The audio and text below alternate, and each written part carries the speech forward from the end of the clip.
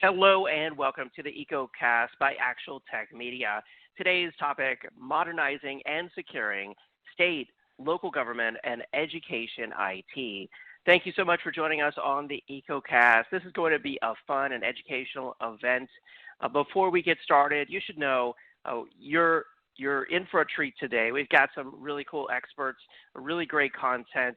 You'll hear from experts at Tuono, Duo, Rubric, Mimecast, and new presenter CrowdStrike. So really cool stuff. Thank you again for joining us. Before we jump into it, just a few things you should know about the event. First off, we're all former IT professionals here at ActualTech Media, and we know how tough it can be in IT to get answers to your technology questions and to solve your technology challenges. So we want this to be an educational event. That's one of the reasons we created the MegaCast and EcoCast event series.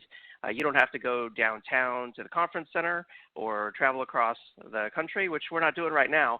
But we created this long before this happened, and thankfully the popularity of these events has just continued to grow and grow and grow because I think that IT professionals such as yourselves have seen the value in learning about new solutions quickly and efficiently, getting all your questions answered, and seeing some of these solutions in action, with your own eyes, without ever having to leave your own office or home office, whatever it might be. So we encourage you to use the questions box there in your audience console. It's on the left-hand side. Some of you have already discovered that. We welcome all the hello and good morning messages from across the United States and around the world. So thank you so much for those. We do appreciate them. We also want your technical questions. We'll be doing dedicated Q&A sessions with each one of our expert presenters. And I need your questions. I need your good questions. So keep those coming throughout the presentation. We also want this to be a social event. You can tweet directly from the bottom of your console there using the Twitter icon, and the hashtag for today, ATMEcoCast, will be automatically appended. I'll be trying to monitor Twitter as best I can throughout the event to look out for those tweets, so keep them coming. We do appreciate it. We also have resources there on the Handouts tab on the left-hand side of your audience console. It's there that you'll find PDF assets as well as a few, one URL link. And you can download those now or click on the links now. Those will open up new tabs in your browser, and you can check those out after the event. And then finally, on the EcoCast, we have some cool prizes. We always do. On today's EcoCast, we've got 3 Amazon $500 gift cards we'll be giving out. I'll be announcing the winners of those live. You must be present on the event at the time of the drawing to qualify. That's the primary qualification. There are a few other legalese, prize terms, and conditions. You can find those in the Handouts tab under ATM prize terms. All prize winners must submit an IRS Form W-9 to ActualTech Media. We've also had many prize winners who have been very generous and who have helped to donate their prize value to charity. We would love to help you do that. We've been supporting the Diane Fossey Gorilla Fund and One Tree Planted in partnership with the Gorilla Guide Book Club. You can download free educational IT books at gorilla.guide. I encourage you to check those out. And if you would like to donate your prize to charity, we would love to help you do that. I mentioned how we'd like this to be a social event. Again, the hashtag is ATMEcoCast. You can follow ActualTech Media on Twitter, and hey, that's me, David M. Davis, as well. I'll be serving as your moderator. So, feel free to keep up to date with what we're doing over on social. You can subscribe to the 10 on Tech podcast in the iTunes store, our Facebook page, our YouTube page, by the way, where we publish all of the recordings of all of our EcoCasts, MegaCasts, and special online virtual events that we run over on our YouTube channel. You can click on the top right-hand corner of your audience console right there. You see icons for YouTube, Twitter, and LinkedIn. That's where we post most of our latest and greatest content. So if you had to pick one, I encourage you to give LinkedIn a shot. This is a completely live event today, as always, and so things can sometimes, hopefully not, but sometimes go wrong. So if you do have any trouble, I encourage you to just push refresh with your web browser there, and usually that will resolve any problem. If we have a little bit of trouble with, the ether, getting someone in, technical issues, stick with us, be patient. We resolve those typically very quickly. Now, before we jump into our first presentation today, I just want to do a little bit of stage setting, on today's topic. When it comes to the state of public sector IT, talking about, modernizing and securing state, local government, and educational IT organizations, I mean, it's been a rough year. 2020 has been a chaotic year for all of us, but it's been especially chaotic, in my opinion, for those in state, local government, and especially educational, organizations. I don't know what else to say other than COVID. I mean, we know everyone's working from home, especially in educational organizations. You've got students, 100% of the student body working from home, for example, or studying from home, and it's tough. So, challenges that we're all facing, 100% work from home, study from home, and at the same time, though, we have these malicious attacks that have been rapidly increasing, phishing, firewall, hacking, all sorts of malicious attacks, executive business compromise, things like that. They're on the rise. I've heard all sorts of statistics. I didn't want to, try to pick just one. I've seen anything from these types of attacks are, 60% greater this year. I've seen all the way up to 3,000%, greater this year. But we do know that state, local government, and educational organizations are a prime target for these types of attacks. In fact, a couple months back, my local fire department, all of their PCs and servers were held for ransom. So, I mean, it's a scary time. We hear all the time. I was talking to another presenter on our event yesterday. His local school district, all of their computers were held for ransom, and actually it was the climate control system that controls all the security and the climate and everything like that for the schools. They couldn't go in. They couldn't, use any of the facilities for a few days until they got it worked out. So SLED organizations are a prime target. We've also had rapid changes, of course, in priorities and budgets. Sometimes our budgets have vastly increased. Sometimes they've decreased. And other times the budget stays the same, but the priorities, are vastly different. So we've all had to adapt. In some cases, we've had kind of sudden cloud migrations, like, because of all these changes, we need to rapidly move things to the cloud, maybe get rid of our on-premises data center, make some, snap decisions that we didn't plan on making in 2020. And so, we're all on the lookout for new solutions, innovative solutions to help us with these types of challenges, and we've got some great solutions lined up for you today. You'll learn about the most innovative data protection and disaster recovery solutions available on the market today. You'll learn about security awareness and email protection solutions, multi-factor authentication, security, and of course, cloud automation. So you'll see live demos of many of these solutions in action, and it's going to be a great event. So again, thank you so much for joining us.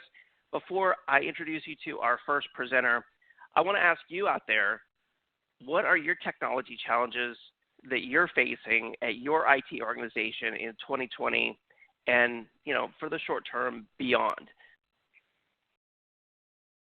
So this is a multi-select question. I'm sure many of you have more than one challenge that you're facing. So go ahead and just select the answer that corresponds to you and your IT organization. And I will share the results of this poll with you, and you can, kind of see how you stack up with your peers on today's EcoCast. All right, thank you to everyone who responded to that poll. If you haven't answered the poll, just do it, right there in your slides window. Let me share the results now. And of course, 70% say remote work. I think that's was going to kind of be the clear winner there, followed by 53% who said rapid change in priorities and budgets. And then it's a tie after that between malicious attacks, cloud migration, data protection, disaster recovery. And then other challenges not listed. For those of you who said that, feel free to just drop those in the questions box, and I will share those with everyone on the event. So thank you for answering that one. One more poll question before I introduce you to our first presenter, and that is, what's your time frame for adding new or updating existing IT solutions in your IT organization or at your company. If you're on the event today, you're here to learn about new solutions. So just curious, what's your time frame there? Are you looking to do something in the short term or in the longer term? Great comment out there. Someone said to exacerbate the crisis, funding to educational institutions are at a lower level, and the budgets are significantly impacted. Very true. Very well said. It's a tough time, I know, to be in education with lower budgets and all these challenges, suddenly to deal with. Nikki said too many projects and insufficient staffing. Absolutely. Yeah, great feedback. I bet almost everyone on this event today would kind of echo that same type of concern, same type of challenge. So thank you for sharing that. All right. Thank you to everyone who responded to the poll. It's time to kick off today's EcoCast. I'm excited to introduce you to our first presenter. That is Mr. Skip Farmer, Director of Sales Engineering for U.S. Public Sector at Rubrik. Skip, are you there? Yes, I'm here. Thank you. Good day, and I appreciate you letting me share some information today with the audience. And if we're ready, I'll go ahead and jump in.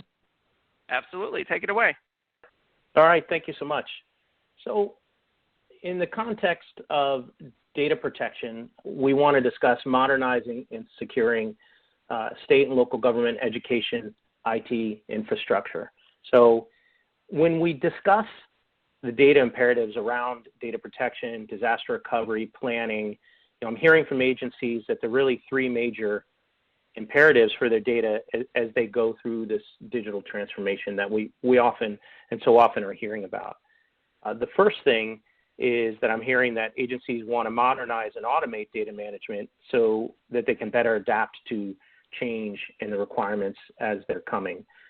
Some of this, of course, is the remote work.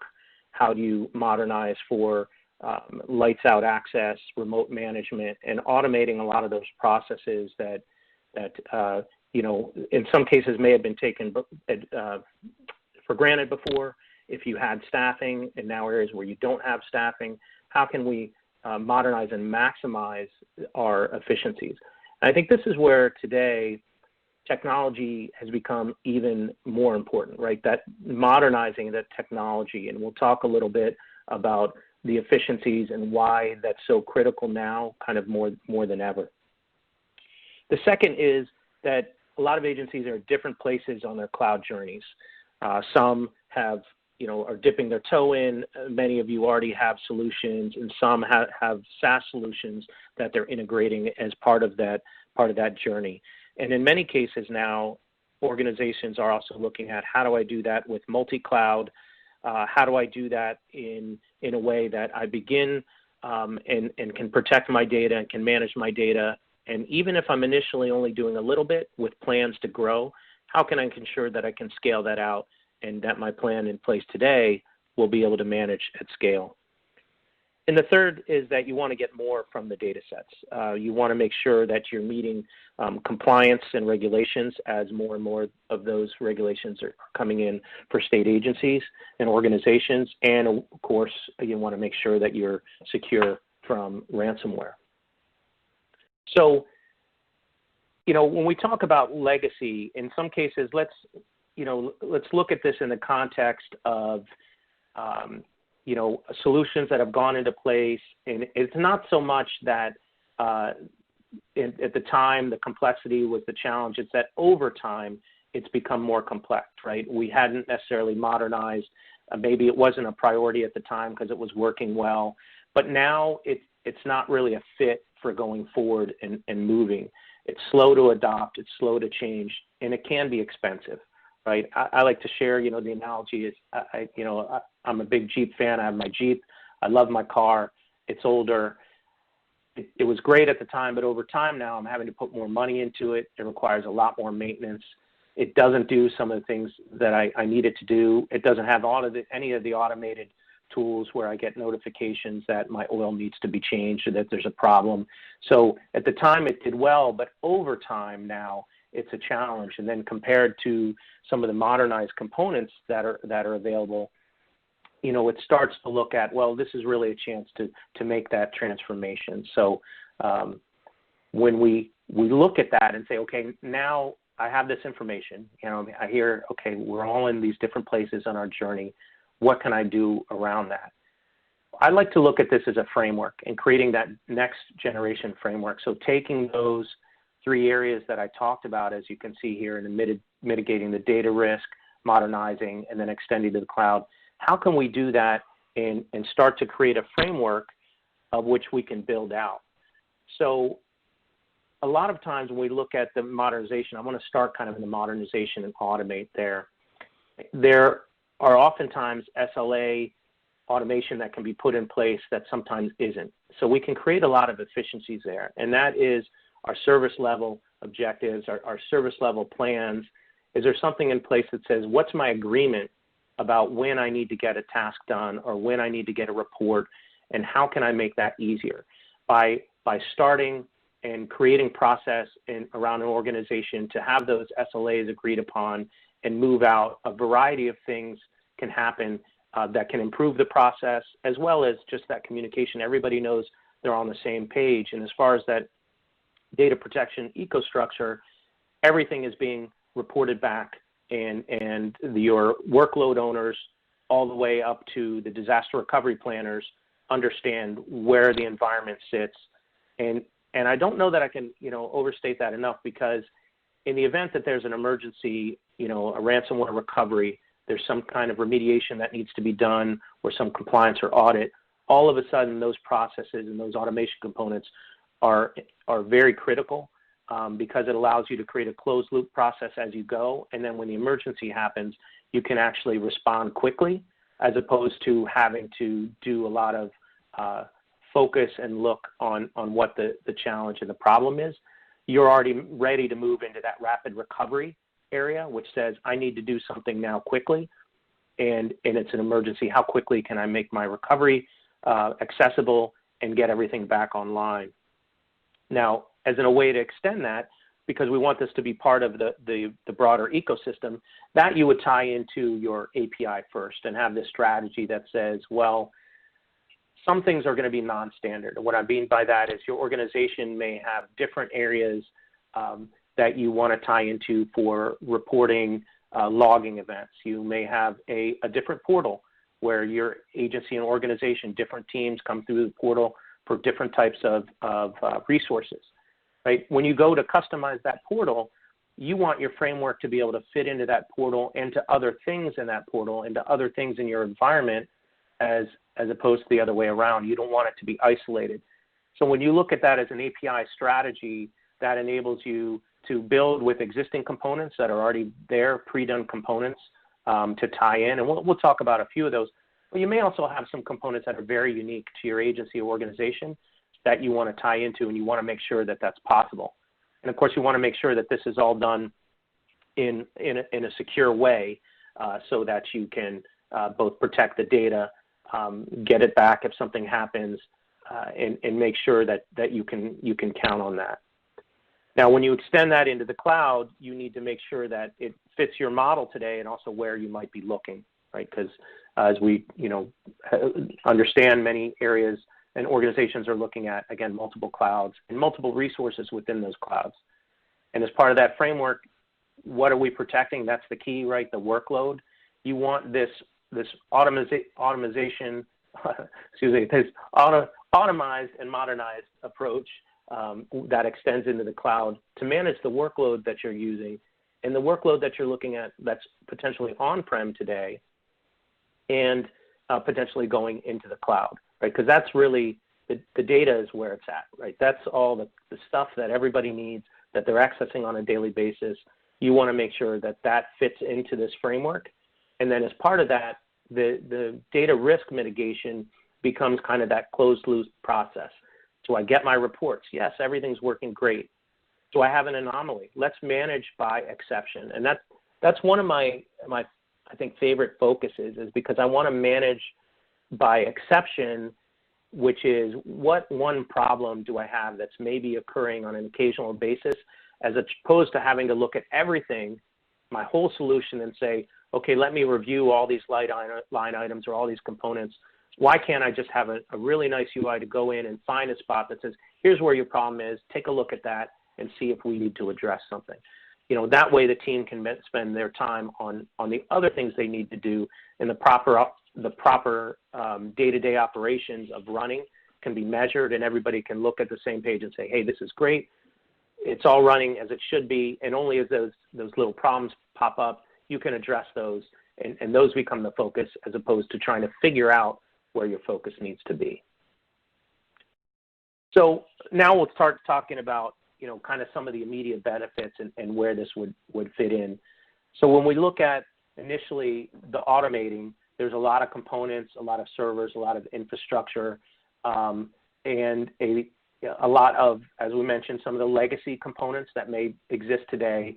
So what you want to do is organize this as part of that framework, and this idea that will collapse down and be distilled down. So you take that fragmented infrastructure and you put it into a secure by design solution as part of that framework.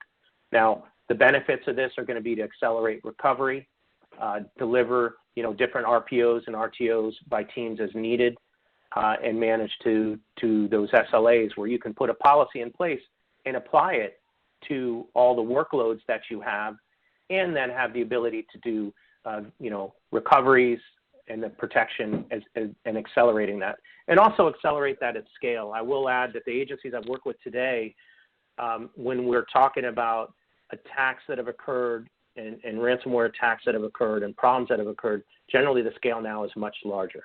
So when we're looking at our recovery for that, we're talking about 60, 70, 80, 100 VMs at a time being restored, if not more in some cases, and they have a much shorter time window to get that information back, and that becomes critical.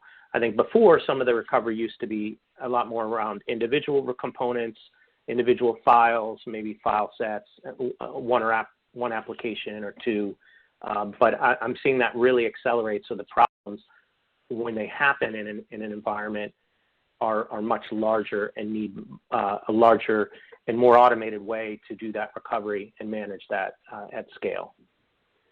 Now, of course, the benefits are going to be, saving cost and saving time, but I think also saving personnel time. And this has been a little harder to measure as a metric. And I think that's one, I give an example, kind of the McDonald's example. McDonald's has kiosks, and many of you may have seen, you go into McDonald's, there's a kiosk board, and you can select your items, and then as part of that process, then you can go to your table, you get a number, and your food comes out to you.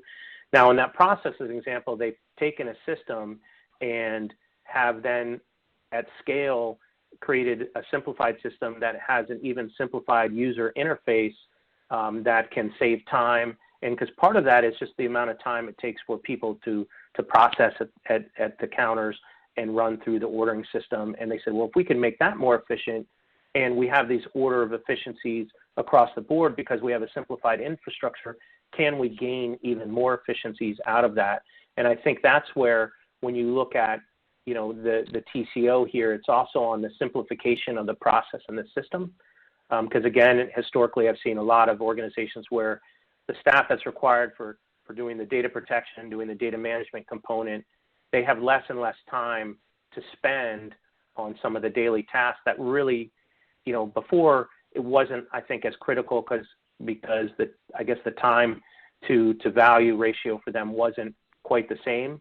But now, especially with rotating shifts, rotating people if they have to go into an agency and organization, all those things now become even more critical, and that I think is a little bit harder to measure, but I think that's also very important. So that's why I did want to highlight that, because it should be a very easy, simple to use system that provides that feedback, so the team can do all those things that we've been talking about around the automizing. I'm having trouble today with that word. The automating and the accelerating of the recovery and all the other components as part of that.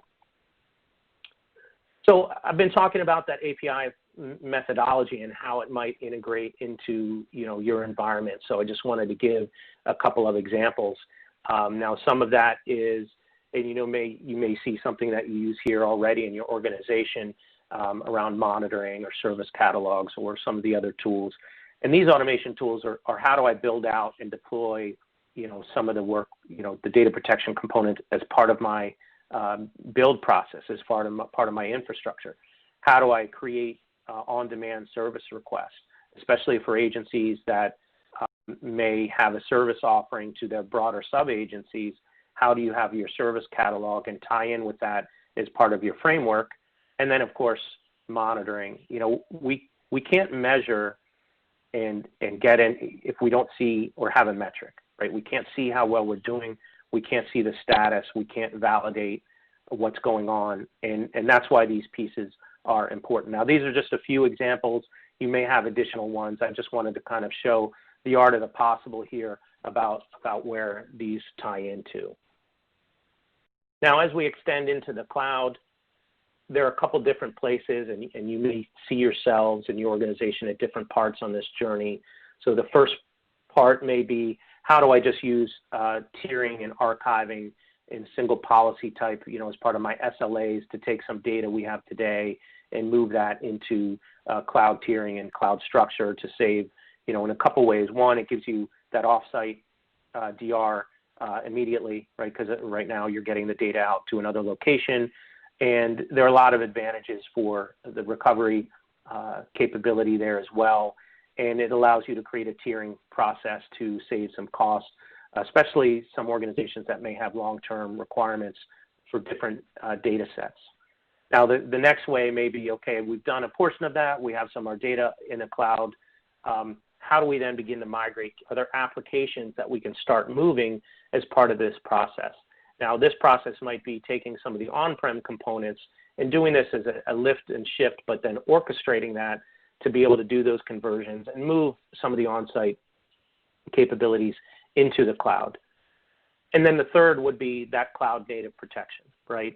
How do I take some components now that I'll be building specifically in the cloud and make sure I protect them, right? Because once they go into the cloud, it doesn't mean that you don't have ransomware attacks anymore. It doesn't mean that you don't have user and IT issues that result in the data being changed or lost, right? We still need to look at that and make sure we're protecting that and do this in a way that not one of these pillars here excludes you from moving into another pillar or managing that, right? Because we talked early on, as I showed that framework, we don't want to do that as a way when you extend to the cloud that says, if I do one of these things and I start with Cloud Archive, does that mean I can't do any of the next things?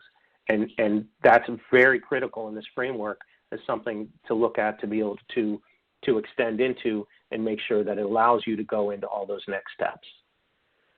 Now, the last component is mitigating some of the data risks.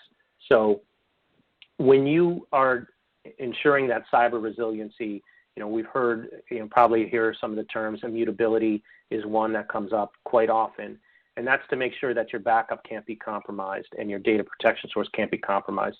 So increasingly, the ransomware attacks and cyber attacks are targeting not only primary data sets, but secondary copies, and in some places specifically trying to target your secondary and backup copy, because they know the first things people are going to try and do is recover. So the way that you can ensure those backup copies aren't compromised is by having them on an immutable architecture that makes sure that they can't be overwritten, it can't be changed, and that's by design. So a zero trust security model that is done by design so that if something bad does happen, that you're ready to do your recovery. And then the next piece is detecting the anomalies and assessing the impact. So now that I have these data sets, I have some of this metadata, I need to be able to basically do more with it.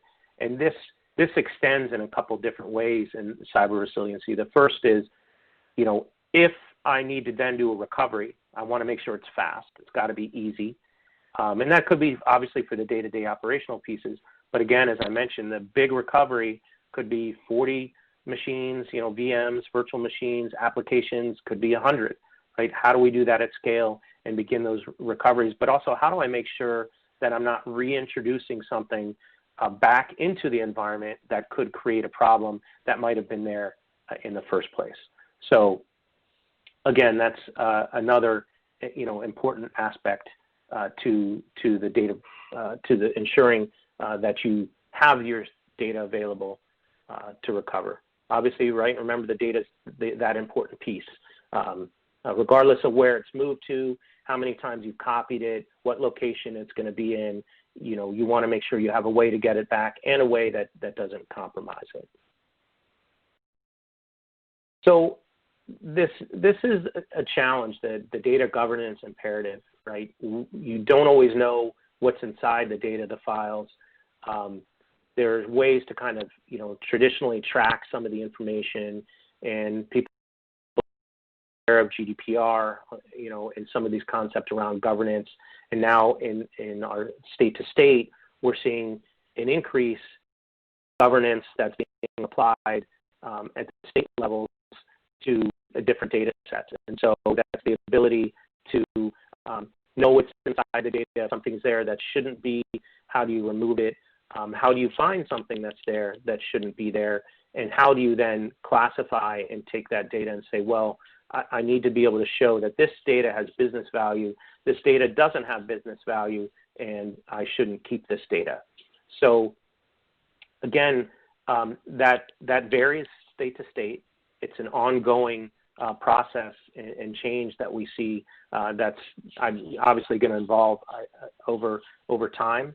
And we don't know necessarily what's coming next with some of those metrics and the governance policies. So we need to be prepared to look at that and manage to that, so we can, again, adapt and adjust. So managing the governance then is not just, it's finding where we also might have data, that's sensitive data that might be an exposure, right? And we want to minimize that risk. Obviously, we need to do and manage to those audits and the compliance. So as governance is applied, we need to show that we're meeting that governance as an agency, that we're meeting whatever requirements are being asked of us, and we can do that in a way that doesn't, it doesn't require more staff, doesn't require a lot of time and effort, and it needs to be repeatable, right? And then we also, as part of this process, want to look at classifying the data for savings, right? And savings is just part of it, right? But if there's data that's being stored that you don't need to keep, then that's data that you are still having to manage and do all these things with, as we talked about. But as we look at this in the context of the framework that I'm mentioning here, this would be the ability now to actually identify what that data is and purge it, right? So previously, in a lot of cases, there was this, no one wanted to delete any data. I don't want to delete it. I don't know if it needs to be deleted. Is it important stuff? Our policy says keep it for X amount of time. And in some cases, the policy may or may not stipulate that if it's not business or agency value, that you don't need to, that you would need to keep it for that same period. And so there's a lot of confusion there. And I think part of it stemmed from, even if you discovered that policy and figured out and have it very well defined for your agency, there's no way then to find out what data where meets that classification, so you could then actually implement that policy. It becomes very, very challenging. So, that's another key point then to the classification component.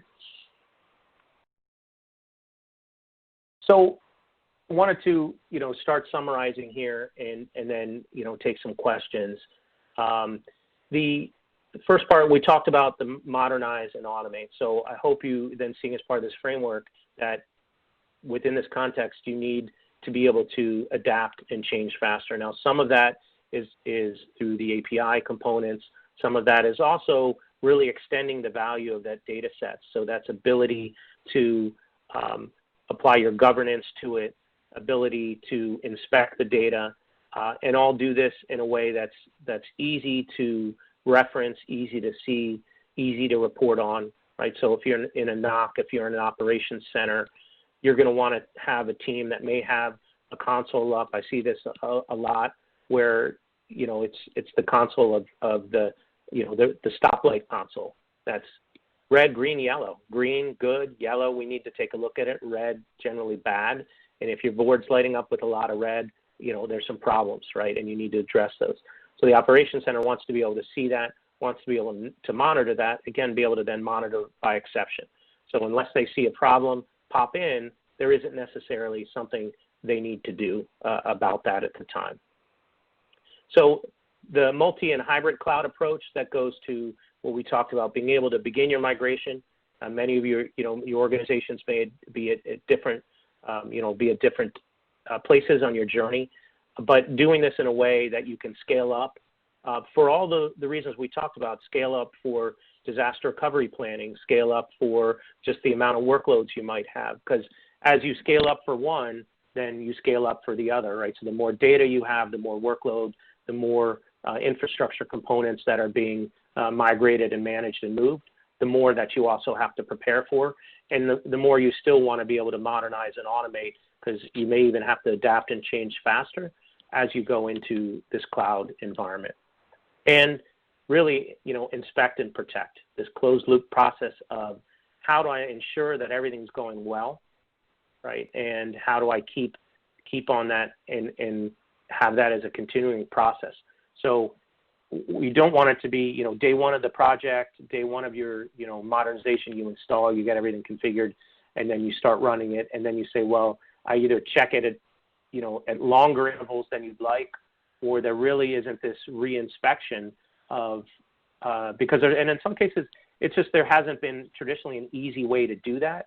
And that's something that this framework helps to provide, isn't an easy way to do that, to make sure it's done on a continual basis without a heavy lift from IT staff or the stakeholders, right? So we forget in a lot of cases this data set that's there might be different reports to different administrators. In some cases, I've seen the team, one of the team members, he said his title was a senior log checker. I said, well, what's senior log checker? And he said, well, I have the same data reports, but this director wants to see it in this format. This other agency wanted to see it in this format, and then these stakeholders wanted to see it in this format. So it was the same data set, but because they didn't have a way for them to come in the framework and get the data in a way that worked for them as part of their infrastructure, they had one person just assigned to creating these reports in the way the other teams wanted to view it.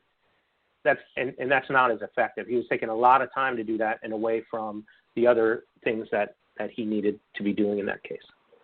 So right now I'd like to pause and see if we have any questions and if there are anything that I might be able to answer and share with. And I appreciate everyone's time and focus today. Absolutely, yeah. Great presentation, Skip. We do have some questions for you.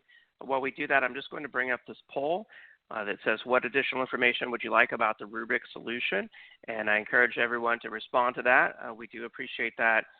Let's see, first question that I see here, Skip, for you is, what's the best way to get started on implementing this type of framework that you talked about? Yeah, I get that question a lot. I think that's really sometimes a challenge. I think first is don't feel overwhelmed, and that there's always a specific starting point. That's where teams and organizations can come together, and where the expertise comes in from my team, organizations, others that can also help as part of that process to say, let's have a point of where we start that evaluates and looks at what we have today. It may not be perfect, as far as the end game, and it can evolve. I think also don't let, perfect be the enemy of good. In other words, trying to pick the perfect place to start. I don't think there is one, and every organization is different.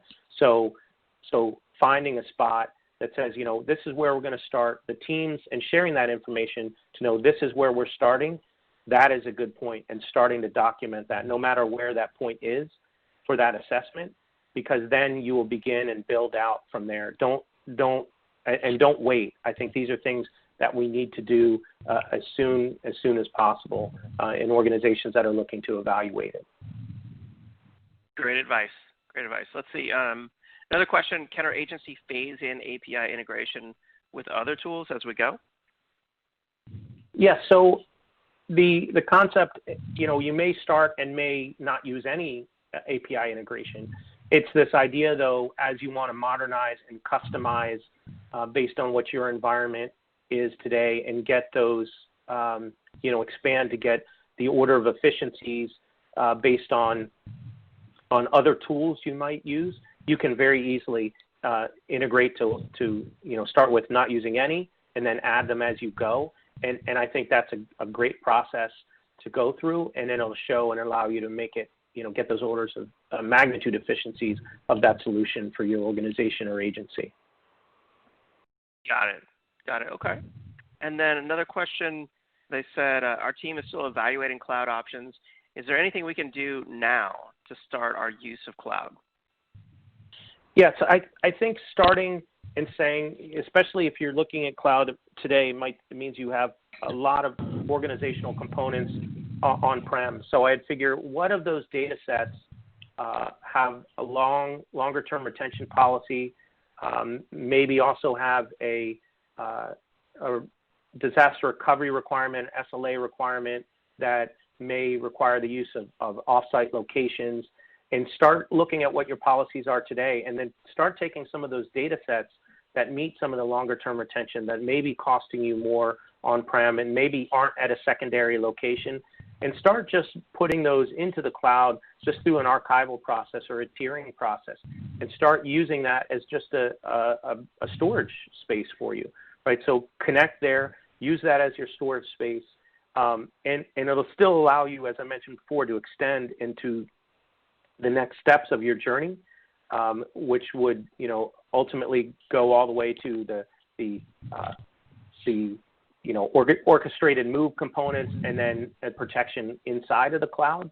And by doing this and starting with taking some of the data sets that you identified as the longer term retention, or where you'll see the cost savings by moving them into that larger storage spot that you may not have on-prem, or changing the tiered storage model, you'll be able to still extend into the cloud as you adapt what you may need to look at in the future.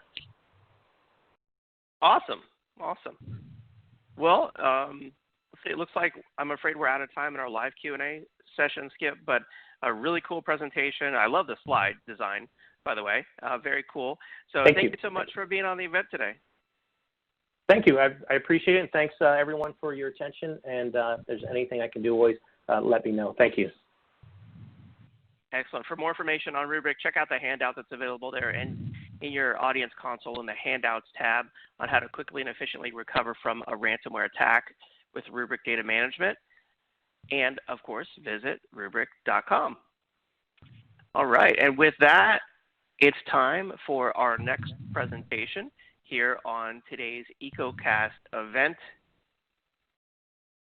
I'm excited now to introduce Mr. Matthew Gardner, Principal Security Strategist at Mimecast. Matthew, are you there? I am here. Can you hear me okay? I can, yeah. Thanks for being on. Take it away. Great. Well, thanks for having me. So for the next 20 minutes or so, I am going to talk about the topic of social engineering and phishing.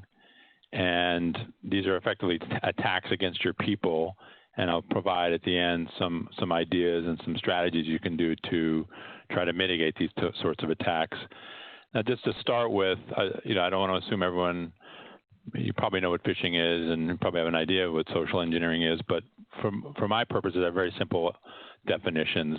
Social engineering basically is the attacker or cyber criminal using information that they've collected about the target organization and or the target person that they use to build fraudulent trust. So they want you to think they're somebody they're not, whether they're your boss or your CEO or a business partner or a vendor or what have you.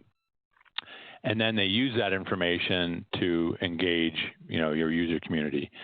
Typically via email, that's via phishing. It's not the exclusive way, but by far the most popular way for cyber criminals is to reach out and touch your people via email. So they combine the two techniques. So as Dave said, I'm the principal security strategist here at Mimecast, and Mimecast focuses on trying to mitigate these problems, of course, via cloud services.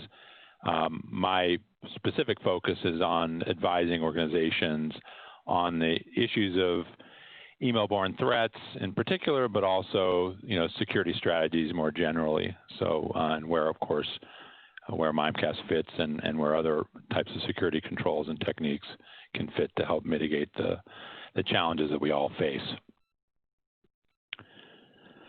So for the state and local and education world, there are a lot of similarities with, the challenges within the SLED world as well as, just the commercial world in general. But there are sort of the big three that apply mostly to, or apply heavily to SLEDs that, are the challenges really, if you will. So first, the SLEDs are custodians of sensitive information about the citizenry and private businesses. That's the role of governments and education. Obviously, private enterprises have custodians of data as well.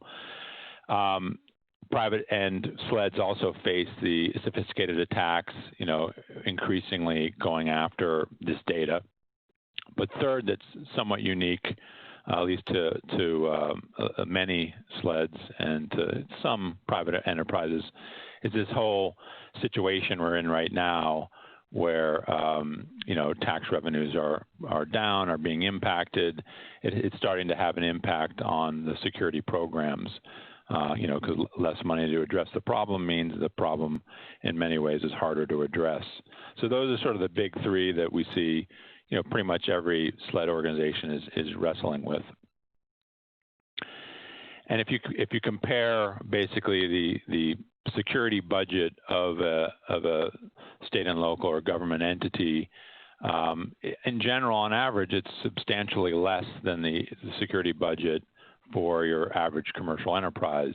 The rule of thumb that I basically use and see out in the market is roughly 10% of IT budget is for security, whereas at least based on government technologies reporting, on average, it's about half of that within the SLED community. So, that it is at least some quantitative data that what makes the challenge extra specially difficult. And this has really been a contributor, likely contributed to, for example, the situation for ransomware that we're facing. The whole world is facing this problem, and state and local and educations are no different. Just in the U.S., these dots represent ransomware incidents in the last 7-year period. I called out some of the more specific and recent ones: the city of Baltimore, the city of Pensacola, many school districts throughout the country. And so, this leads to the sensitive data, the perhaps less effective security controls, partly based on budget, historical budget, has led to a big challenge that has appeared in the form of ransomware, where this sensitive data is being held for ransom, and increasingly, a stat that I've seen recently, roughly a quarter of all organizations pay the ransom, which of course feeds into the cyber criminals. If they're getting paid, they're going to do it more, and that's unfortunately the positive feedback loop that the whole world is experiencing. The other reality that we face is that the vast majority of security breaches are in part due to human error. There are certainly technology-led break-ins, vulnerabilities in software that get popped, without necessarily any users involved. They do certainly occur, but the vast majority of breaches are closely related to the people. And why is that? That it's easier. It's just more effective for the attacker. They don't have to crack a complicated computer. They just crack some number of people through social engineering and often through phishing. So that's why there's that close link. And the chocolate bar here is not intended to stoke your hunger. It's just to imply that the bar, so to speak, is pretty low for cracking a person. And of course, they don't have to crack all your people. They just have to crack some of your people. And there's a famous research that was done a number of years ago on the streets of London, if I recall correctly, where researchers were giving out candy bars in exchange for passwords in corporate access to systems, just to show how easy it is to persuade people to hand over their passwords. Now, this was a few years ago, so let's hope people are a little bit tighter with that information, but nonetheless, it gets across the point that with something that's well socially engineered, people think they're engaging with a legitimate source, and in many cases, they're giving their passwords or other sensitive information over to the wrong people, or sometimes generating wire transfers. So the bar, so to speak, is relatively low to get in, which is why so many of the breaches, 90%-ish, include breaching your people as opposed to breaching technology.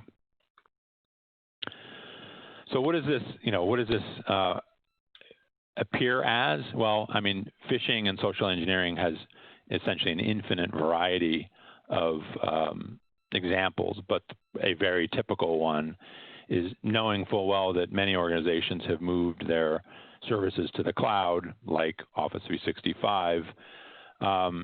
The attackers take advantage of that, and they engage your users with seemingly legitimate-looking email from Microsoft, but of course it's not from Microsoft. It's from microsoft.online.office365.online, which is not owned by Microsoft, but they make it appear that it does.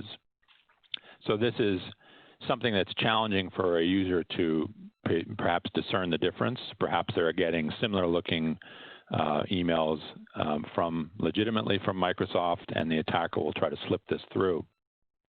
In addition to the sender's domain, that is made similar to something you might expect from Microsoft, if you look at the URL, it looks like something from Outlook.com, but because of the magic of HTML, when you click that link, you actually don't go to a site hosted on Outlook.com. You go to a site that's under control of the attacker. So what is presented to the user may either trick them or be, in fact, not what's actually happening when they engage, and which is why these sorts of phishing attacks are still quite so popular and so effective. And of course, the environment that we're living in has changed substantially since March, and the attackers have a long history of taking advantage of that. They leverage what's going on in the world, seasonality, holiday shopping, Christmas, Easter, holidays around the world. Of course, the biggest event global event in our lifetime, basically, that has people motivated to engage is COVID. And, you can find an infinite variety of samples of these sorts of, attacks where they're representing themselves as a government entity, in this case, socially engineering to build trust. But, when you click the link, you're not actually going to a government authorized place. And so they're obviously aware of what's going on in the world and take advantage of it to do what they are trying to do. Of course, it's not just seasonal things that are happening in the world. There's sort of a background of regular attacks that happen via social engineering and phishing. The one I'll point out here is the direct deposit. That's fraudulent direct deposit. It's remarkably easy to find who an HR person is at a company or a government entity, and then find somebody who works at that same company or government entity, and then make a request via email to have their direct deposit changed. Again, this is what social media makes so easy for the social engineering side of things, where finding out who is where and what job is remarkably trivial, and spoofing. In this case, I've obfuscated the actual emails to protect the innocent, but nonetheless, they can make the request look like it actually comes from someone at the organization going to, somebody who's actually might have power over the direct deposit system. So business as usual sorts of social engineering and phishing occurs, just on an ongoing basis.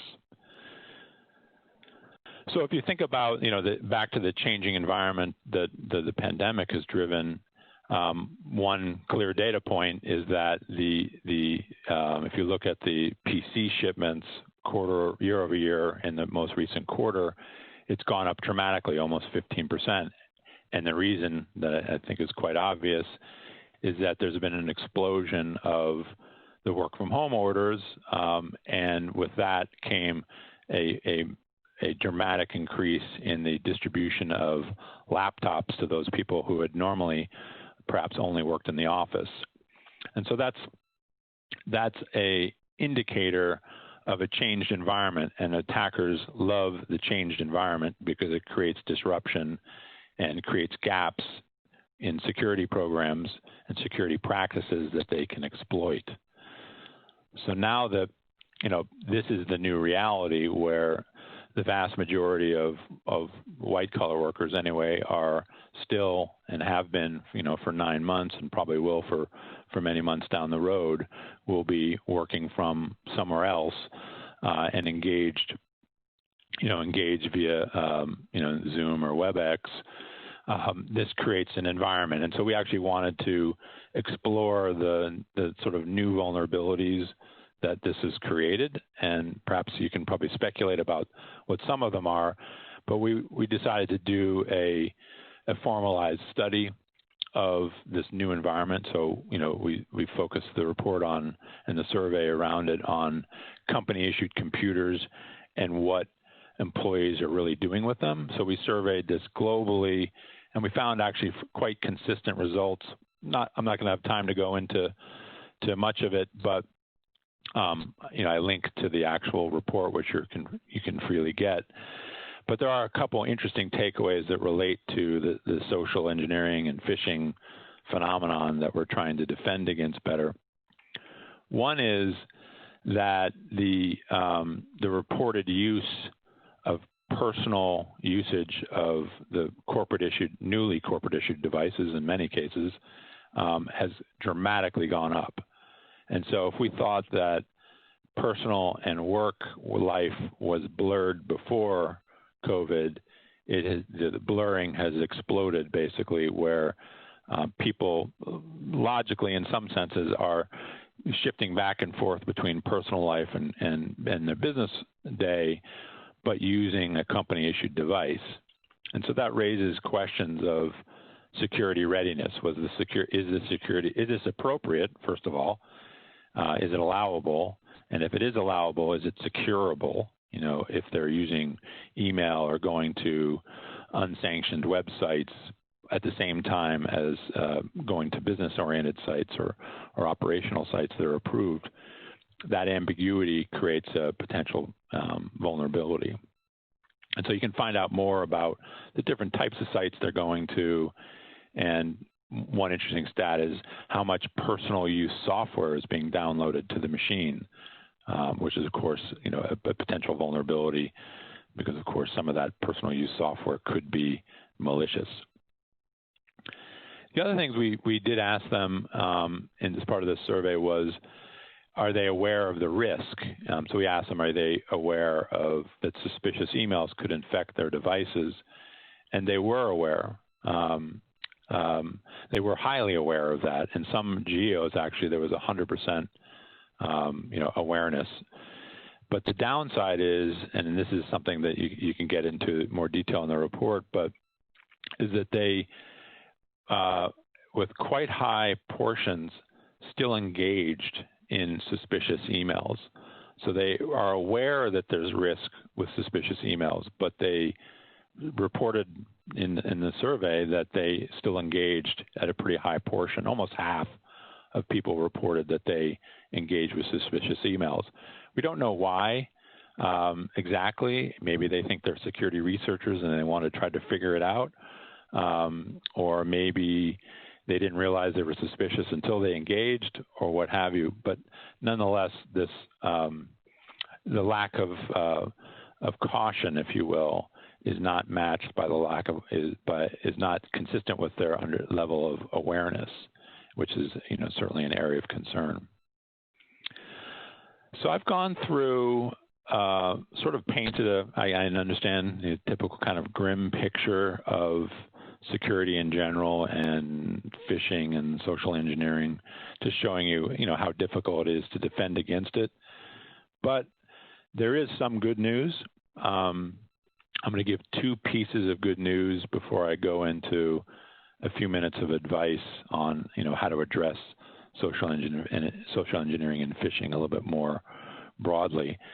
So one item of good news is that if you think about the tactics, some of which I gave you an example of, like obfuscating or pretending to be a sender via email, or hiding an actual URL behind an HTML, what's displayed in HTML, or the content, asking for a direct deposit or wire transfers, or all the things they might do to get the actions they're looking for once they land the phishing attack.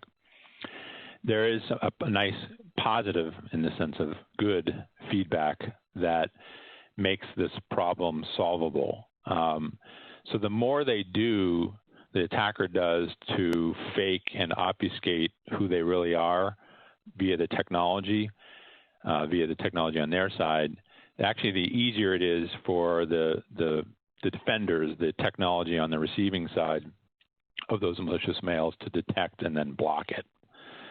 And the less they do to obfuscate, who they really are, the easier it is for the person to detect it. So if you're using the right technology to detect obfuscation and social engineering, you have an excellent chance to catch it with tech.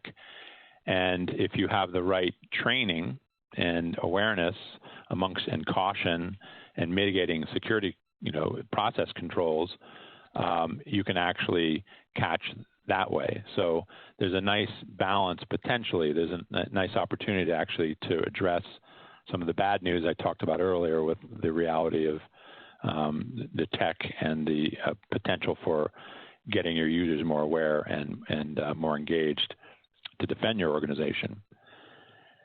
And then we also get asked the question, because we're in this space of, does security awareness training really help? And the good news is that the vast majority of organizations do something in this space. They do some level of security training, even if it's yearly or twice a year, or some training system that has security in it. So it shows there is an interest and a willingness to do security awareness training. We'd argue that it's probably not that effective. Most of the security awareness training isn't that effective. It's not that engaging.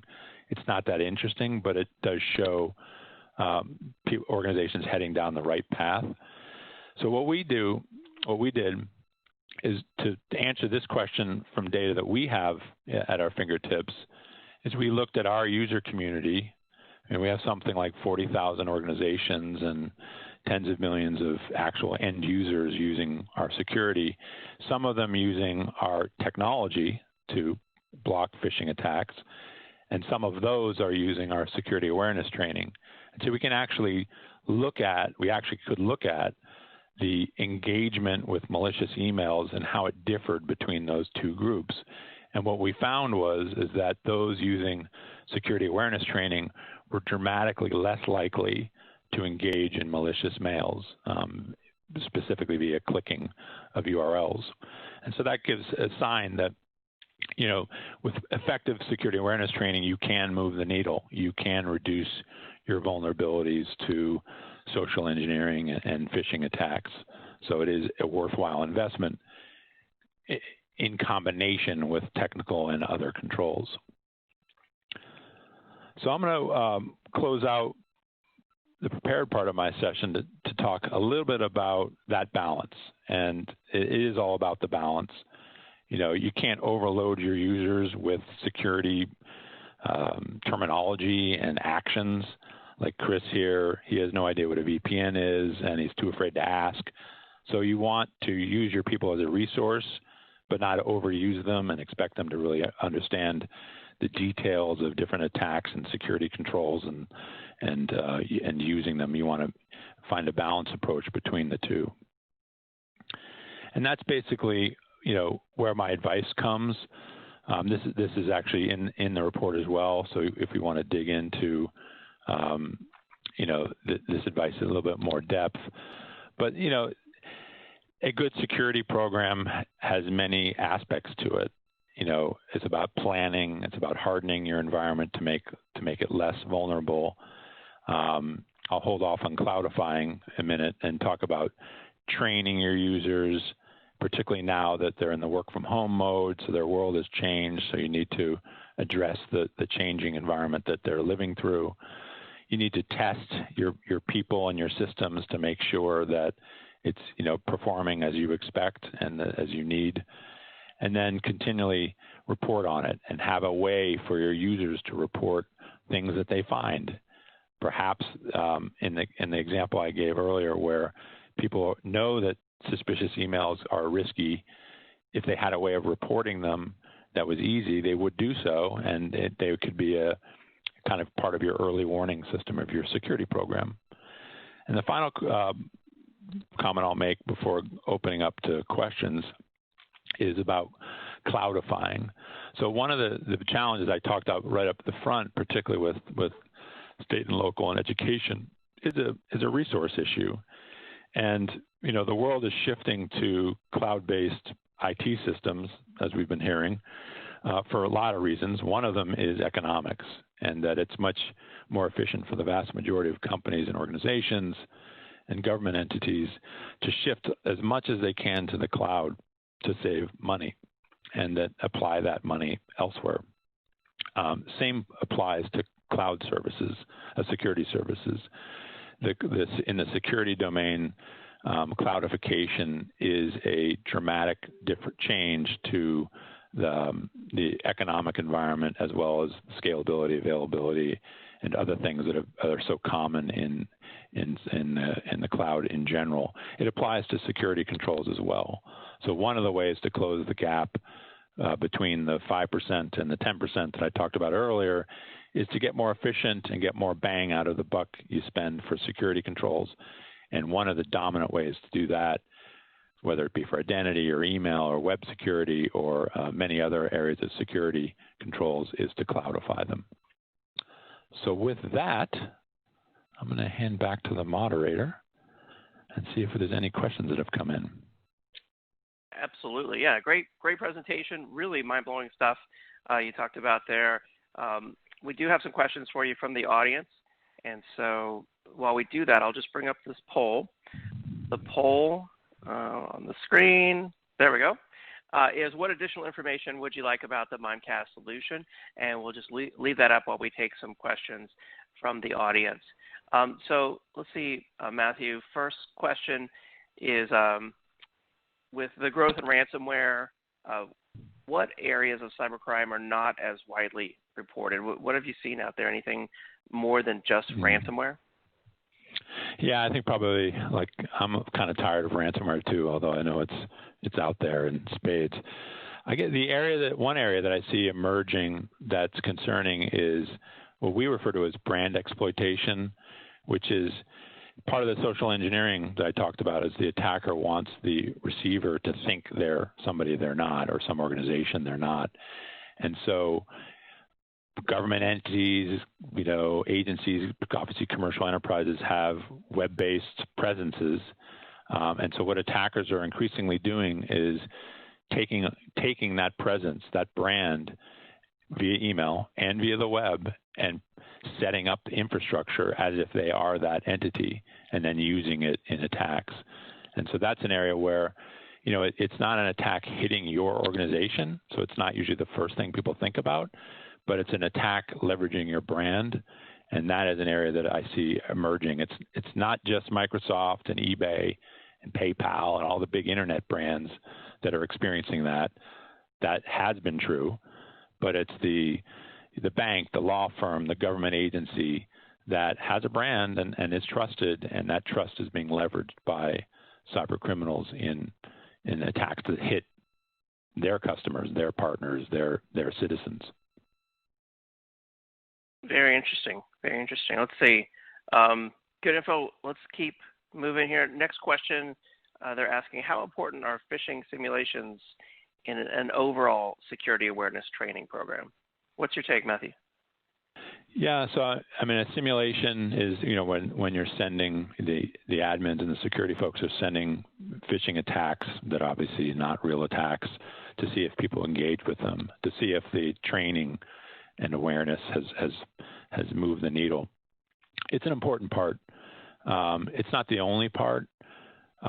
You need a layered security program, and testing your people should definitely be part of it.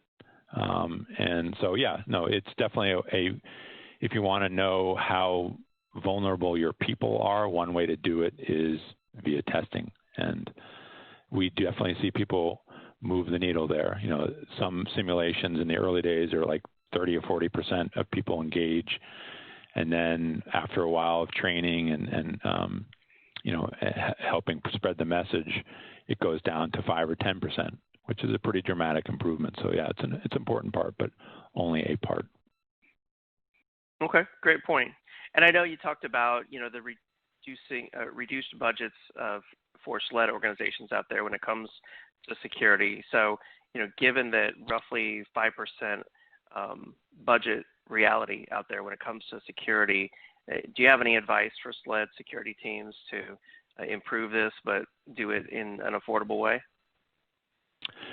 Yeah, I mean, this whole digital transformation that we've been talking about, the world's been talking about, that's been accelerated by the pandemic and just the need and requirements, Zoom and all the Teams and Slack. That I think you want to latch your security program to those because they have tremendous momentum, and essentially that's what I was sort of getting at with the cloudification, is that all the services I just mentioned are cloud-based services. So as many of your security controls should be cloud-based, because then you can sort of take the efficiencies that you can gain and get out of the business of on-premises appliances and security controls, or at least reduce that a lot.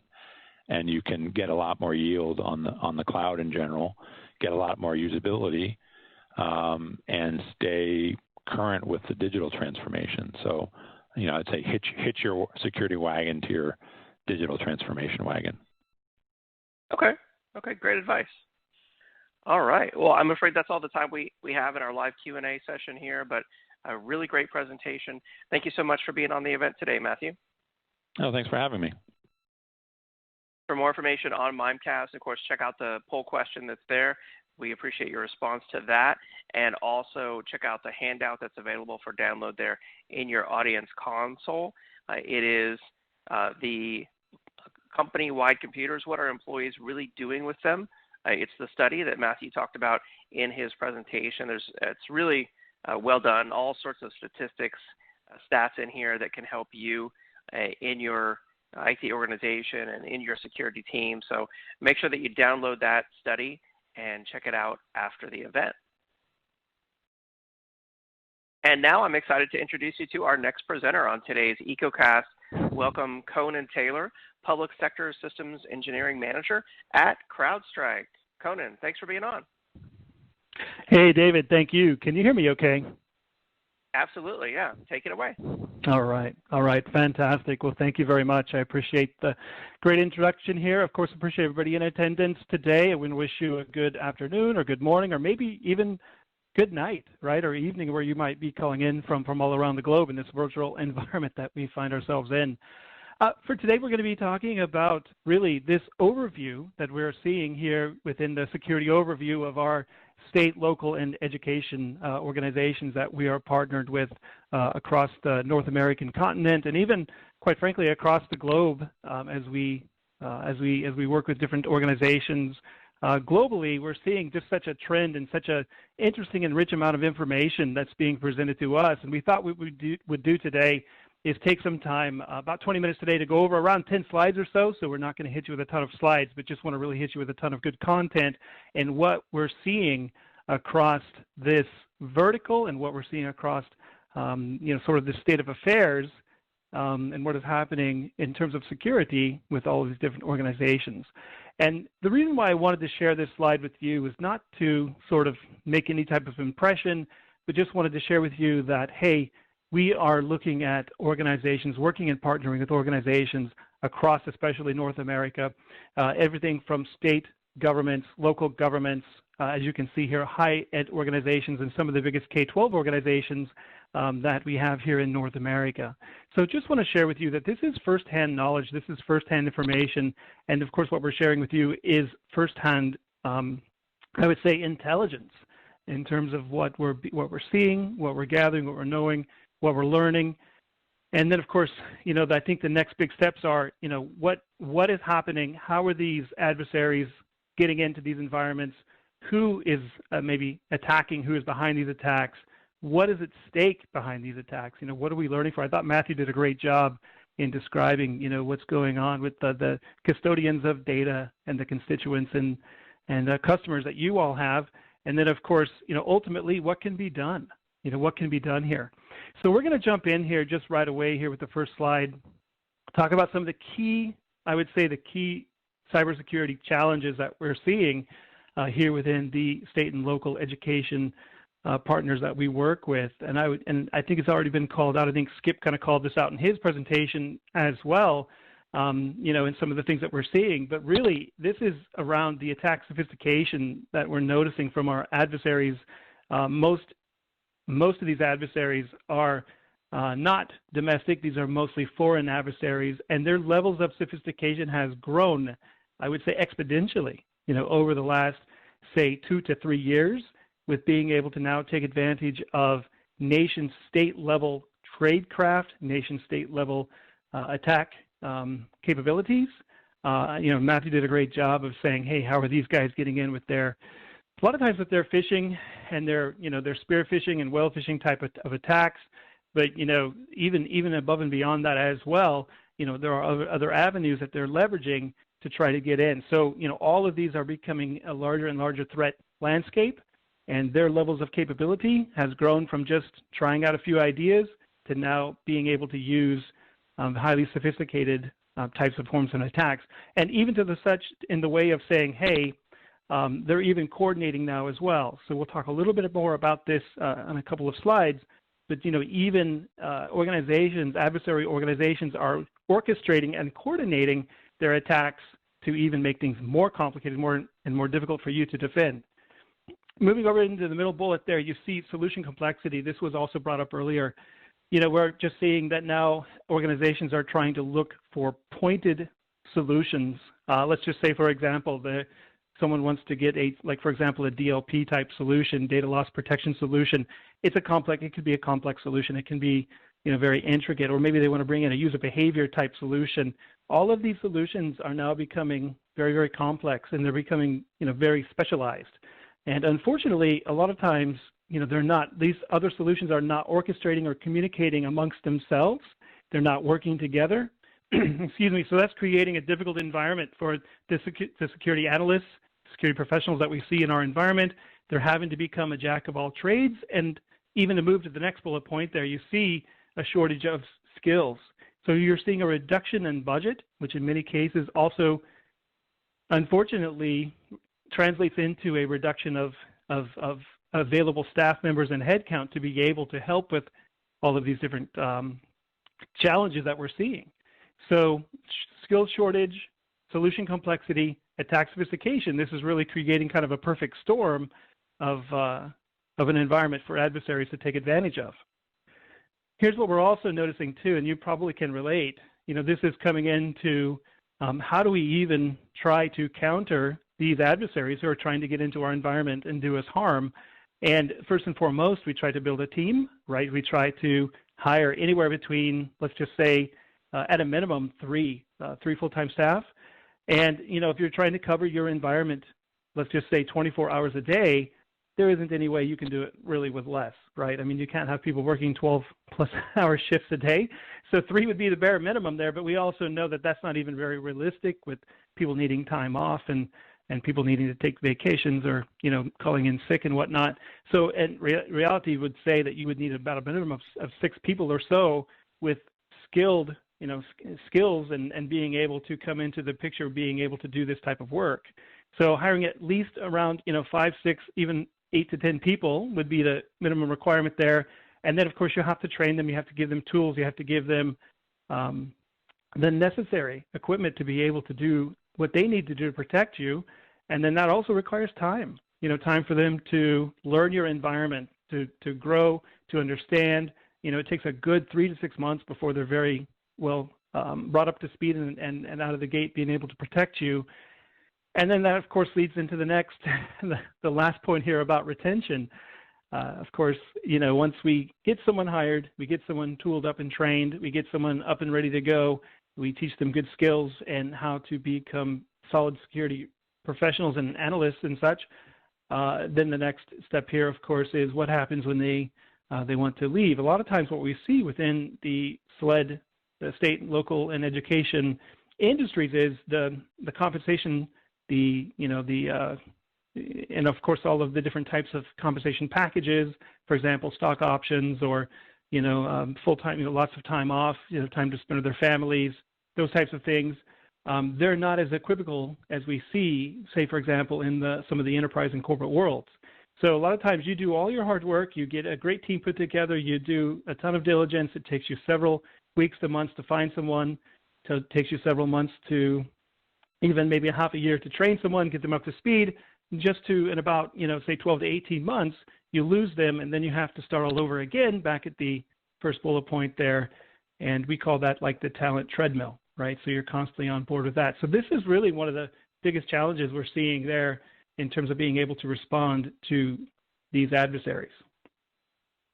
So we're going to take you into this next slide. And what does that result into? What is the impact? What happens when you're having adversaries who are highly sophisticated and they can come at you, they can attack you? What happens when it's difficult to use complex systems? What happens when it's difficult to keep and train and maintain a talented security team? What we're seeing, and this just happens to be a K-12 example, what we have seen with many of our K-12 partners, what has happened to them before they became a partner of us is, they've lost a lot of their systems.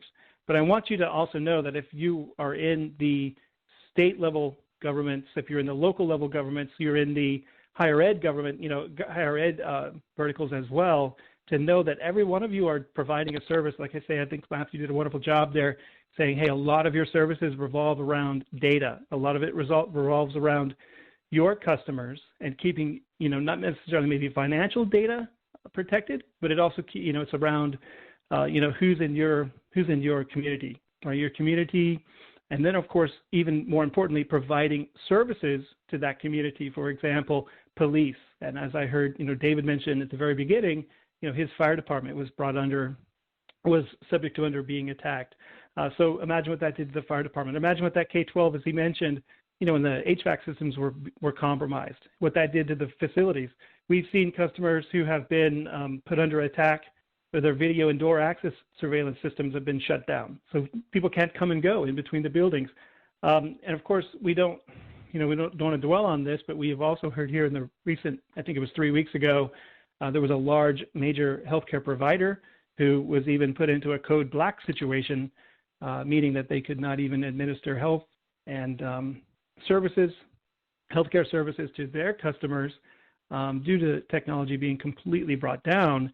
They had to resort over to doing everything by hand charts, hand documents, hand prescriptions, and everything along those lines. So, yeah, this is what is at stake. This is what we're playing for. This is why, we have to be able to provide, our services 24 hours a day, 7 days a week. And so that's the challenge.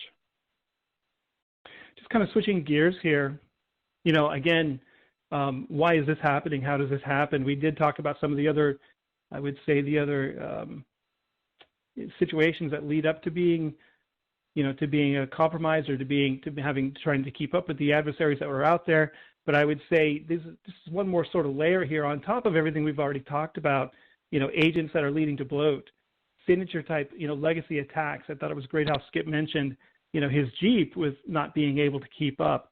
We're seeing the same types of problems here, happening in the, the endpoint security world as well, where what was a fantastic technology even 5 years ago, or maybe 8 years ago, 10 years ago, is now woefully way behind. So this is another sort of even additional layer of complexity that's coming into the picture, and why people today are considering, making changes into their security posture and security lineup. Just quickly here, I want to point out, we at CrowdStrike, we are very intelligence-driven. So we are all about learning and driving intelligence, driving information. And the major thing that we really advocate, and I think it's something worth noting and writing down, is to say, we've talked a lot about the ransomwares, we've talked a lot about the malwares, we've talked a lot about the ways that adversaries are trying to get into your environment. But the most important thing to keep in mind is, you don't have necessarily a ransomware problem. You don't have a malware problem. It's a security problem. But the big problem that you have is really an adversary problem. And these are the key players in the market today who are trying to take advantage of you and trying to attack you. Behind every successful attack, there is a person. There is an organization. And so the more you can learn and the more you can know about those organizations, what motivates them, what CVEs, what tactics, what TTPs do they like to take advantage of, right? What are they doing? How are their techniques? How are they trying to get into you, and why? So it's so important to understand, and this is just a rudimentary, type of, I would just say, initial entree into kind of who is behind these types of attacks. But if you take a look at the very top column there, that large, I would even argue maybe looks like a polar bear. But what we consider here at CrowdStrike is we sort of categorize these adversaries into comprehensive buckets, if you will. And the first one there is a bear, as you can see, and we categorize these adversaries, these bear adversaries, as into the former Soviet Union, the Russian states, that type of affiliates that they have there in the Eastern Bloc. This is what we call the bear adversaries. Most notably, most famous, of course, I think we can all know that Fancy Bear was the one that kind of put all of this onto the map and was categorized and coming out of Russia. The next one there, I'm going to go through these kind of quickly here for you, just to kind of give you some ideas there. But the next one there, I don't know if you've ever seen a horse with wings. I know I have not personally seen this, but apparently our friends over in the North Korean country of North Korea, they use this. They use what they call a chilima as their state animal. So you can look that up. It's kind of unbelievable in my mind, but nevertheless, North Korea uses the chilima as their state animal, and it also so happens to be that North Korea is one of the most prolific adversaries, state-sponsored adversaries that we see, in the security space today. Next up, we have another bear. This bear famously comes from China. This is a panda bear. So we have labeled, entitled, anything coming out of China, any type of threat group coming out of China, we call them a panda. So that kind of just puts him into that bucket. And then last up for state-sponsored there, and I know I'm going a little bit quickly, but I want to make sure we observe the time frames, is a kitten. And we like to always refer to our Persian kitten friends from Iran as kittens. So the Persian kitten is from Iran, the Chinese panda, of course, the chilima from North Korea, and the bear is Russian. Now, the last one that you see here, although as you can also detect and also notice by now, you've seen that, of course, this last category here is called a spider. Spiders are different. Spiders are not necessarily state-sponsored. Spiders are usually e-crime, what we call e-crime adversaries, who their only motivation, primarily their major motivation, is to attack you, but do it with the means in mind to get paid. They only want to get paid. They want to leverage a lot of the ransomwares that you've been learning about, you've been informed about, you know about, of course, like Ryuk, Conti, Ragnar Lockers, those types of different malwares, or ransomwares, I should say. That's what they're using for their tools to be able to get accomplished. And I thought, Matthew even mentioned, hey, the 25% of these folks get paid, so there's an incentive there for them to continue and even increase their tax against you. So they're making money, and that's what they're there for. They don't want to go fast. As a matter of fact, they intentionally go slow, not to try to disrupt and try to get noticed within your environment. They're going to go slower. They're going to slow things down. They're going to slowly get out into your environment, saturate your environment, and then, of course, as you know, trip the encryption keys, and then ransomware you. Now, you've also, of course, noticed the times there. Just want to kind of speak to that for just a second to let you know that these times indicate that once someone gets into your environment, once they're able to credentialize, once they're able to gain a persistent hook into your environment, that's the time it takes for them to start to laterally move. So they get a hook into a system, they start to do a little bit more, reconnaissance and investigation into your environment, and then boom, they break out. They laterally move. So some of them are very quick and noisy. Others are very subtle and a little bit slower, those types of things. But that's what you're up against, guys. This is where your adversaries and who's trying to attack you. All right, next up here real quick, what do we do about that? How do we stop that? And just want to call out here just to say that there are a lot of great technologies out there. CrowdStrike is one of those, but just want to call out that the approach, as I said, that Intel approach that CrowdStrike uses is really all around protecting better, using intelligence, using automation, using artificial intelligence and learning, as a matter of fact, based on, and I'll go over this a little bit more on the next slide, but based on the amount of endpoints that we have out there and the amount of intelligence that we gather, we're able to provide better performance, better time to value, things along those lines. So I'm not going to spend a ton of time here. Just want to jump over to my last slide here. And that is just to say, everything that I think was brought up previously applies and is true. And then as it pertains here to what we call the Falcon platform is, everything is derivative of intelligence.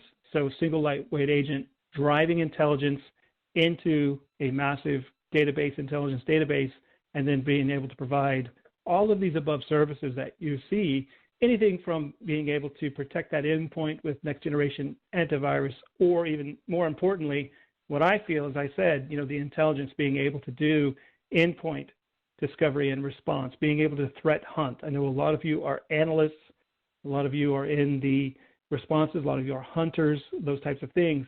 This is exactly what you need to be doing so that you can, be able to doing for your environment. And this platform is really what it's all about in terms of being able to do that. Now, by the way, you also notice there's a major component to the right called threat intelligence. As I said, you cannot underscore this enough in terms of what is most important to you is not only being able to protect yourself, but to also, if I could emphasize really one thing, that is also to learn and to learn about your environment. To learn about who's, not only internally, but also, as we said with Sun Tzu, know your opponent, know your adversary, know your enemy, even better than you know yourself. So that's what I would leave here for you on the table, just in terms of what we afford you, but also what needs to be done and what you need to take advantage of.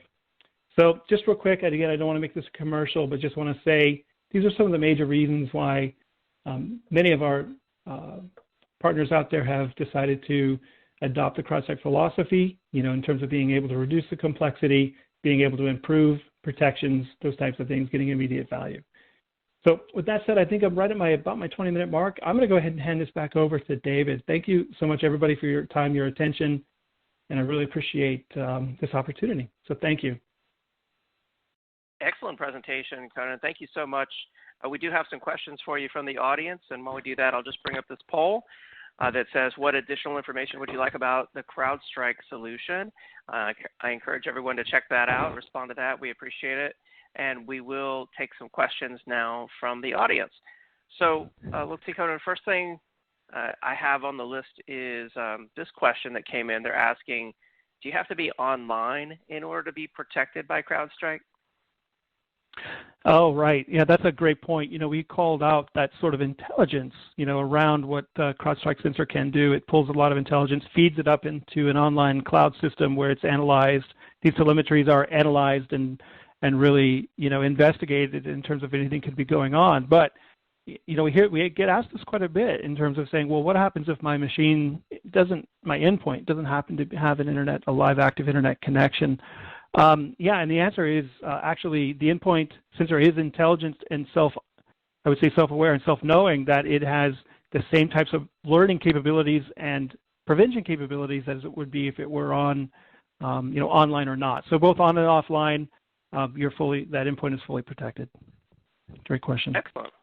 Excellent. And then next question, they're asking, why are schools, local governments such high targets over financial institutions or perhaps higher reward entities out there? Yeah. Oh, man, I tell you, 3, 4, 5 years ago, it was all about trying to compromise the big financials, the big corporate financials, the big industries. And as those industries have really dedicated and devoted such large amounts of resources, I think that 5% budget slide that Matthew presented sent shivers down my spine, right? I mean, it's really the reason why we're seeing these K-12, these state and locals, and of course higher ed's being targeted is because, that's where the money is in terms of and how easy it is to get that money out of them. So we're looking at our SLED customers. They're not adequately equipped to be able to respond. They don't have the budget and the resources, maybe not yet the levels of sophistication to counter these attacks. And, all at the same time, they do have precious data and informations and even financials out there that need to be protected. So it's that low-hanging fruit. And if you notice, that's that e-crime spider that just lives and breathes unfortunately on these customers, on these individuals. So yeah, that's why. Very interesting. Yeah, I hadn't necessarily thought of that. Kind of the soft target, low-hanging fruit situation. Interesting. Okay. And then another question. We talked about remote workforce challenges. Can CrowdStrike help there? Absolutely right. Yeah, no, that's as everyone has shifted as we've already well gone over. I think Matthew and Skip both did a great job talking about how the whole pivot has gone from coming into the four walls of an organization, into the building, into behind the firewalls, and of course behind all the protections and capabilities. Now that everyone has shifted and gone to the outside, that whole model has essentially turned inside out. CrowdStrike, the amazing thing about what it does is it does work equally well. As a matter of fact, even in many cases better when when it's on that remote environment. So when that endpoint happens to be in anywhere in the world, we call it work from anywhere or study from anywhere. That sensor is still connecting to the cloud, and of course being able to have that full efficacy. So it doesn't rely anything on-prem, doesn't rely anything in terms of within its infrastructure to function or serve. It does everything equally as well. So it serves itself perfectly up to that work from anywhere, work from home type environment. So remote employees or students are just as protected outside of the environment as they are within. Interesting. Okay, very good to know. All right. Well, I'm afraid that's all the time we have in our live Q&A session here, but really great having you on the event today. Thank you so much, Conan. Oh, thank you, David. Have a great day. Take care, everyone. And thank you to CrowdStrike for supporting today's event. Check out the PDF handout that's there in the Handouts tab. It's the Nowhere to Hide 2020 Threat Hunting Report, Insights from the CrowdStrike Overwatch Team. Really cool report, tons of statistics in here, so make sure that you check that out. I'm sure that could be used as excellent justification as to why, SLED organizations need to better strengthen their security posture. All right. Thank you to everyone who responded to the poll. I'm going to go ahead and announce the first gift card, I should say, of the event today. This is going out to Tiffany Pierce of North Carolina. It's an Amazon $500 gift card. We'll reach out to you to deliver that prize. Congratulations. 2 more gift cards still will be awarded on the event today. And with that, It's time for our next presentation on today's EcoCast. I'm excited to introduce Zoe Lindsay, Security Strategist at Duo, and Dan Basil, CISO and Director of Statewide Cybersecurity Services for Texas A&M University. Zoe and Dan, are you there? Yes, hello. Can you hear us? We can, yeah. Thanks for being on. Take it away. Absolutely. Thanks for having us. So, hello, everybody. Thanks for joining today. Today, we're actually going to have a conversation with Dan about how Texas A&M thwarted malware and phishing with Duo. By way of quick introduction, my name is Zoe Lindsay. I'm a security strategist at Duo, where I get to work with a variety of organizations in different industries and at different scales with their secure access needs. Dan is the CISO and Director of Statewide Cybersecurity Services at Texas A&M System, and we're coming to you today because there's a lot of things that are going on in the education space, especially this year. Some unique challenges, unique permutations on the usual challenges that we run into, and so we thought that it would be helpful to talk through how A&M approached their recent secure access project. Before we dive in, just some quick numbers on Texas A&M. So the A&M system has 11 universities, including their flagship universities, and 10 further regional spread throughout Texas. They additionally support 9 state agencies for a total of 183,000 regular users, including 25,000 faculty and staff, and up to 23 million additional educational contacts through the various programs that they help support. Dan, is all that up to date, or am I behind the curve on some of these numbers? These numbers change on a daily basis, so I'll be honest, I can't even keep track of them, but I think it's a great start. Yeah, absolutely. So I think before we dive in, Dan, let's talk about first the problem that I think a lot of folks face. When you were taking a look initially at starting this project, how do you go about protecting a massive enterprise-scale user base on what we're usually trying to juggle on education-scale budgets? So this is always a problem that we're running into in cybersecurity. I don't think anybody thinks that cybersecurity tools are cheap, I guess you could say. And when you start looking at something at this size and scale, it does get a little daunting when you start looking at the price. So where we started on this was several years back that we started on this project because, as everyone knows, any good authorization type project never really ends. But as we were stepping into this, it was really all about justifying why we're wanting to spend this money. Not only on the capital expenditures, but on all the soft costs that go into this as well. We all know that it takes manpower to make these things, get put into place. So all of that had to be wrapped up.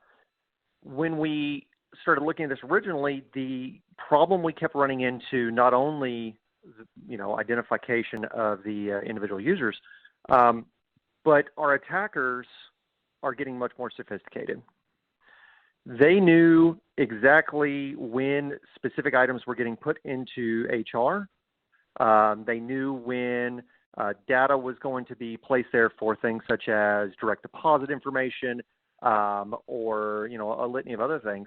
And unfortunately, you're going to have users that are going to reuse passwords out there. It's one of those unfortunate things that happen. So because of this, we were able to look at it and say, look, this is an obvious impact that is going back to everyone's paycheck, back to everyone's pocketbook.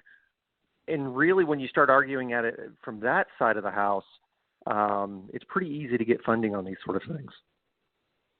Yeah, I would imagine when the target in question is paychecks, it's a little bit easier to tie that back to a financial need there. So I think maybe you got a head start on talking to us about this, but what was the initial impetus for looking for a strong authentication solution? Was it kind of purely this attack vector that you were seeing of people going after paychecks and direct deposit information? Was it a larger concern, or was it being driven by compliance? It's a little bit of everything. So there's always been a demand for some level of two-factor authentication across our environment. As we heard just a little bit earlier, there is a lot of great information that people are interested in. How do we make sure that we're authenticating the right users to the information that they're allowed to? Like I said, everybody's reusing passwords out there. At least it sure seems like they are. So how do we make sure that while we have solid password controls, that we are actually implementing some level of two-factor? There's also, like you said, a pile of compliance things that we need to look at.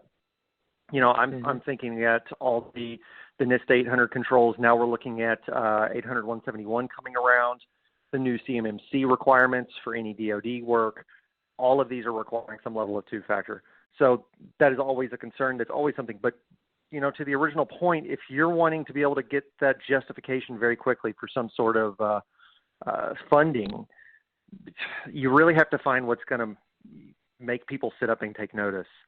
For us, the thing that really started this moving was that those attackers were going after people's paychecks. We were watching direct deposit information get changed. We put in controls such as, you know, oh, well, you can only change that 72 hours to when the paycheck lands, everything's locked and frozen. So what had happened? 71 hours beforehand, or 73 hours beforehand, they changed the information. They were getting extremely smart, extremely crafty. And the easiest way to solve this is to implement two-factor on all of these items. I think it's something that a lot of folks outside of the higher education space don't necessarily recognize, is that, you know, you're dealing sort of with a buffet of everything, you know, across the various departments and functions of the organization itself. You've got different compliance requirements. But there's also been, I think, a massive growth among the student population and the number of devices and connections and a variety of connections that you need to secure. Is that right?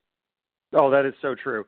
And I'll be honest, we'll get into this a little bit later, but when you're looking at all of your various user groups, because each one has very distinct requirements, the students are the easiest ones to have start using two-factor.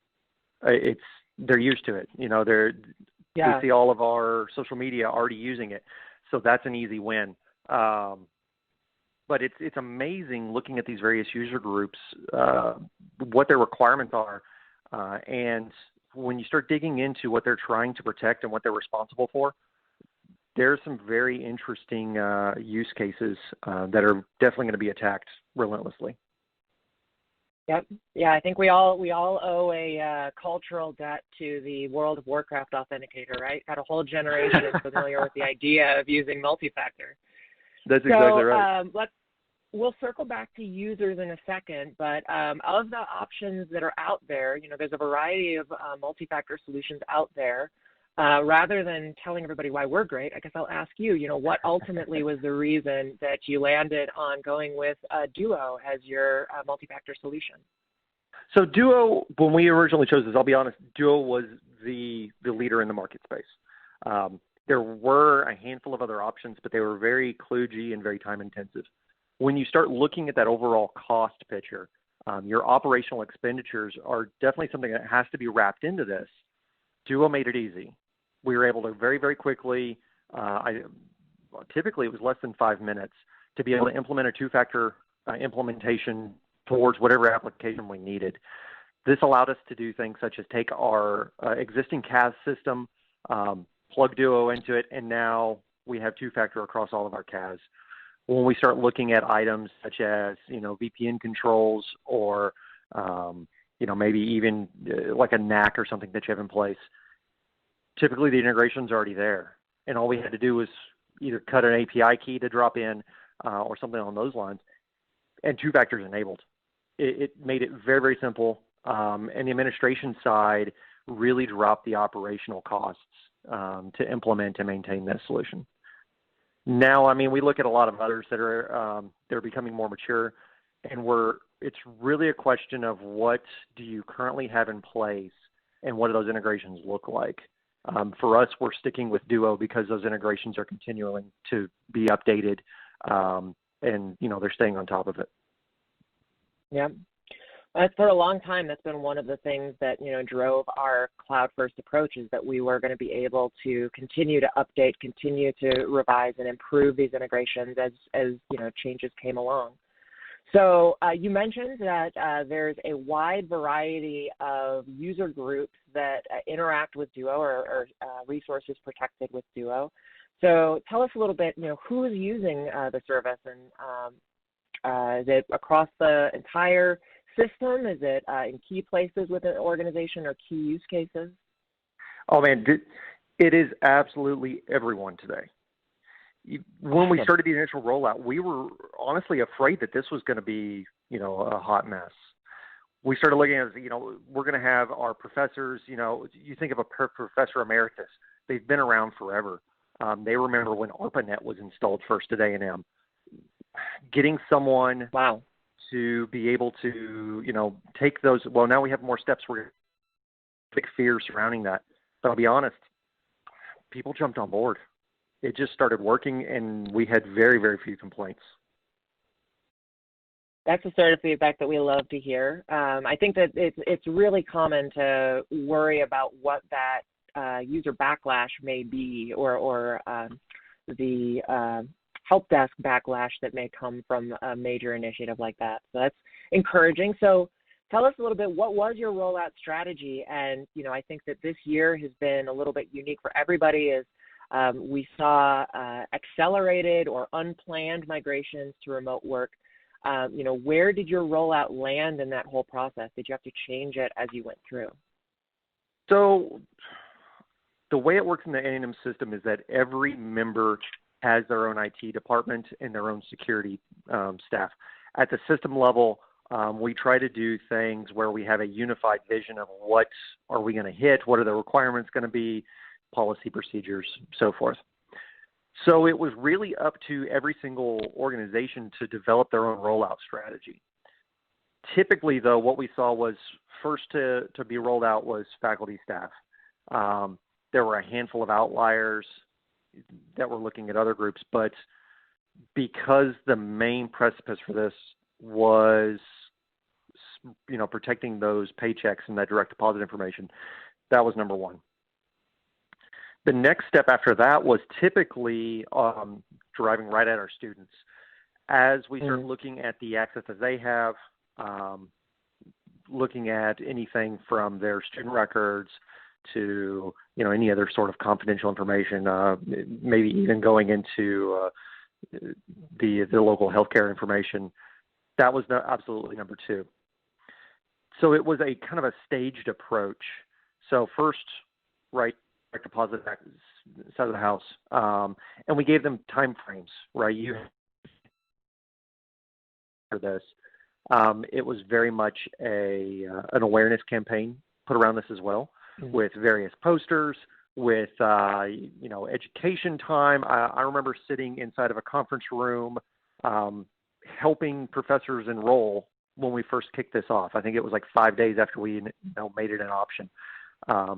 So let's get everybody in for lunch.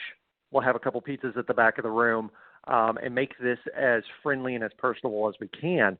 And we had a great reception to this because they were able to see, hey, there's a reason for this.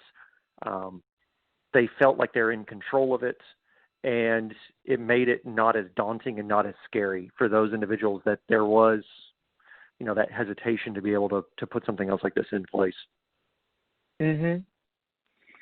So I think you just touched on some of the positive feedback that you got, or kind of unexpected better reaction.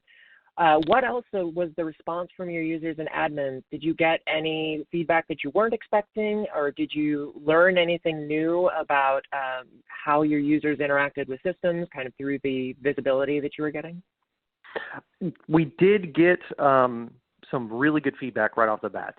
As soon as we were able to, pull those stats that, hey, look, two-factor stopped all of these logins from XYZ country, there was immediate feedback like, wow, we did something as users, and we were able to pat them on the back and say, look, you guys stopped these threats. By enrolling and implementing this, you need to give yourself credit for this. Now, we did also find that there needed to be a little bit more education once people got used to two-factor being there. We have had one or two reports where people decided to, they saw Duo pop up, and ask for a login, well, I'm just going to accept it. Maybe you need to actually be at your computer whenever that comes up, right? You don't need to just random, anytime it comes up, hit yes. But luckily, those are very, very few and far between, and something we can stick in our annual training. But overall, the feedback has been those that were afraid of it think it's a nothing thing. And for the most part, people just say this is the way it is, and we take care of business. I think that's such an important element of security culture that you mentioned, that I think for users, a lot of times security feels like a game that you can only lose. Like the best outcome is that you aren't the person who lost or got in trouble because you did the wrong thing. So having a opportunity to position this as a win, something that they're responsible for, that they contributed to, I think is really encouraging. It helps kind of build that, more collaborative security culture that I think we're after. You're absolutely right. So, we talk a good deal about how Duo's approach to secure access really tries to follow that zero trust philosophy, that trust is not inherited based on a network address or based on previous access. So how has, since deploying Duo, how has zero trust strategy influenced your remote access program? Has it been pretty much constrained to the rollout of Duo? Has that affected how you kind of go about planning access or protection for other resources as well? So I'm going to touch first on the zero trust word. I think everybody who's probably on this call, you either think of that phrase in one of two ways. One, you think it's a sales pitch and you just smooth ignore it. On the other hand, you might be like me and you hear zero trust and you're like, oh, wow, this is like a warm, fuzzy blanket, and it makes me really happy tonight. Yep. Zero trust is where it's critical. I think in higher education and really just SLED in general, we're going to see more and more work from home, more and more educate to individuals at home in that distance learning. And we need to have a way to be able to implement access to all of our resources smoothly, cleanly, without a VPN, because nobody can support the crazy VPN sizes that we need. So you have to implement some sort of zero trust or whatever you want to call this methodology. Because Duo and two-vector solutions like this are so ingrained in our culture at this point, it's a given. It's understood that anything you're going to be putting out there, if you can't integrate it in with our existing CAD system, you will have Duo in front of it. You will be using two-factor. There's no question. And it quickly becomes just an understood concept that you will be implementing these things. Now with everyone, going into that distance education and that work from home, it's a given thing that you're going to have these sort of applications available to them with the appropriate controls. And it's almost like it's not even thought about anymore. It's just done it, move on, it works. And it's part of the culture. That's excellent.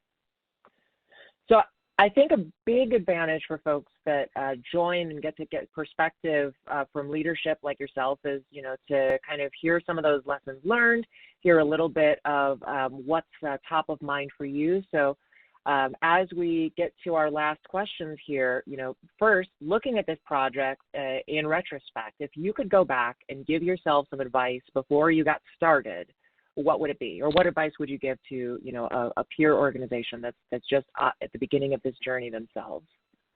The biggest thing is just don't be afraid. We had so much hemming and hawing.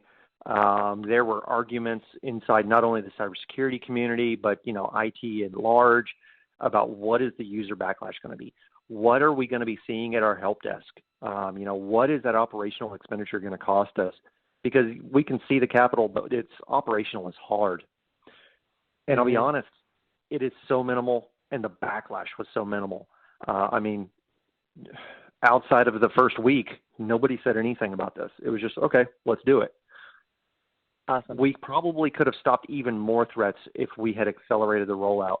But because there was just, that fear of stepping forward, I couldn't even tell you how many other things got through. Yeah.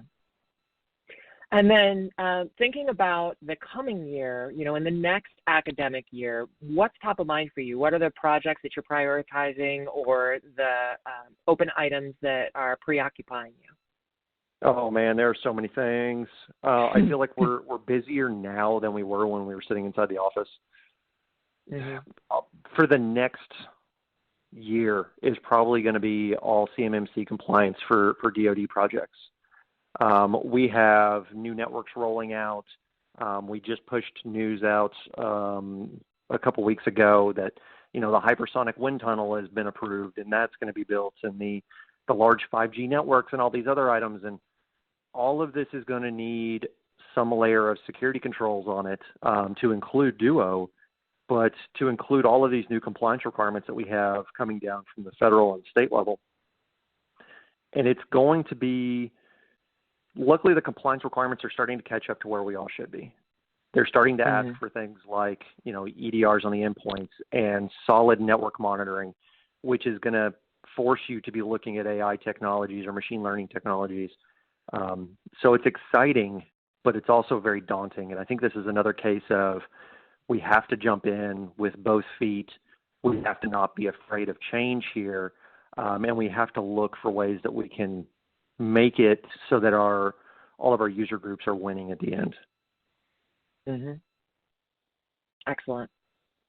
Well, Dan, thank you for the feedback. I do want to give the audience a chance to ask some questions as well. Before we do, here at Duo, we've always taken the approach of, there's some real concerns, some real threats out there that folks need to pay attention to, but we never want to veer into cultivating that fear, uncertainty, and doubt. So before we get into those questions, just a couple of thoughts to anchor what we've been talking about today.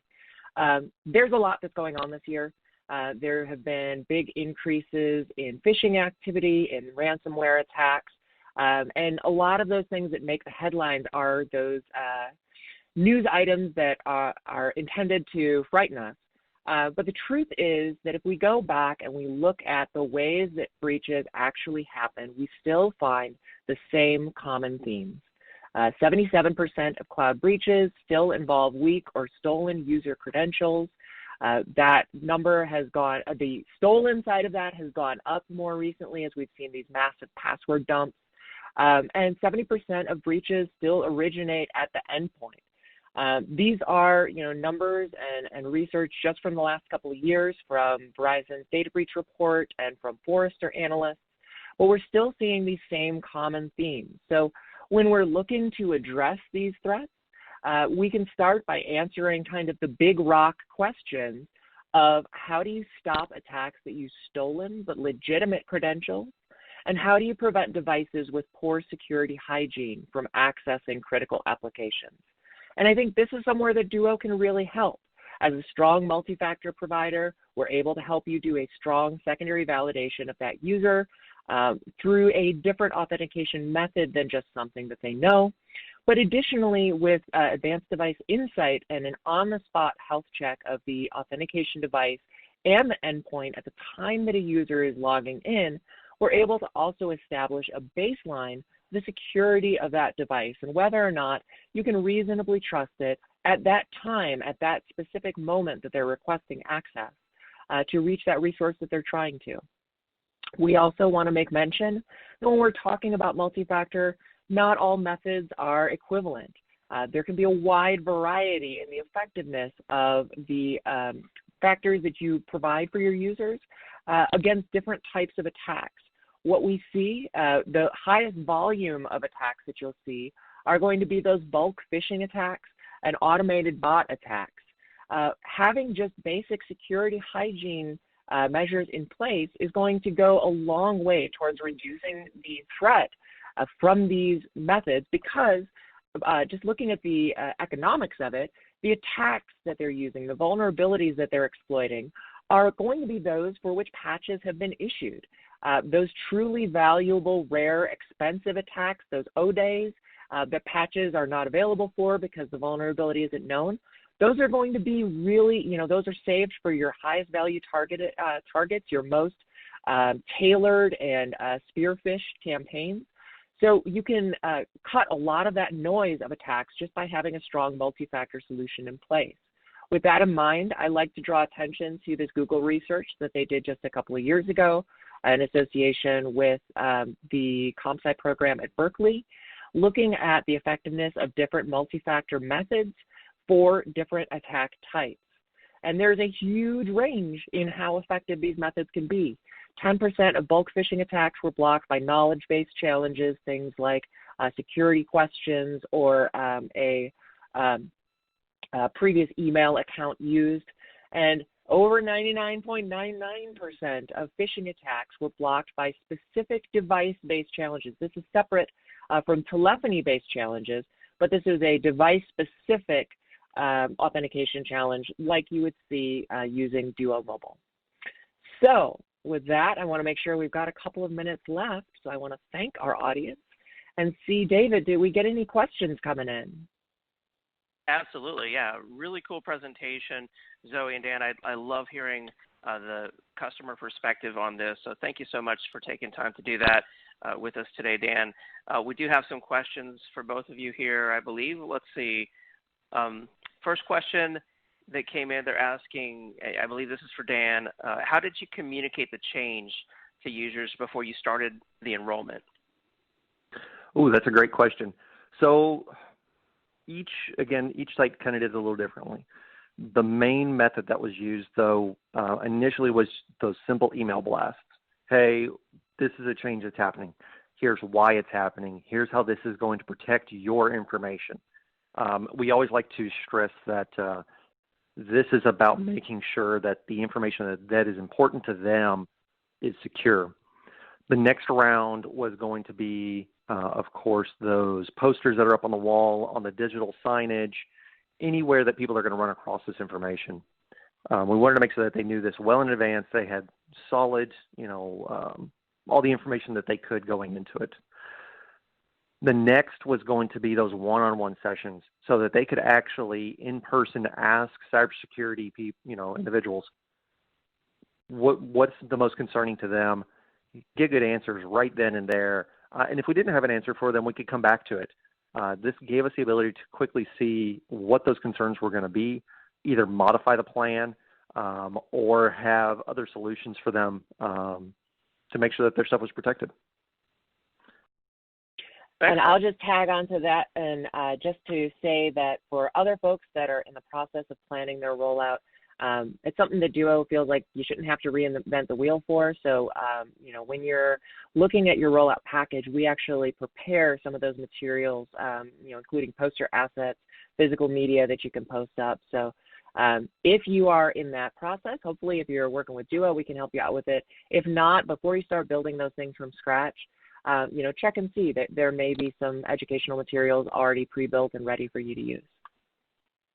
Excellent. Yeah, that could make the process of rolling out so much easier. So that's really smart of Duo to do that as well.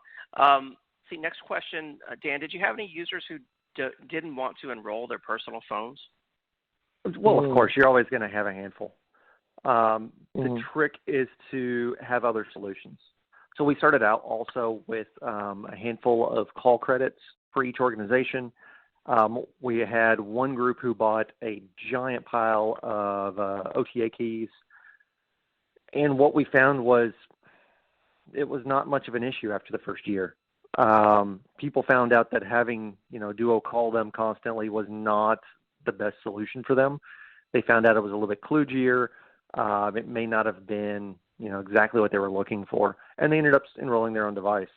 For those that were using the keys, we only found a handful of individuals wanted them. It was honestly more students than it was faculty staff.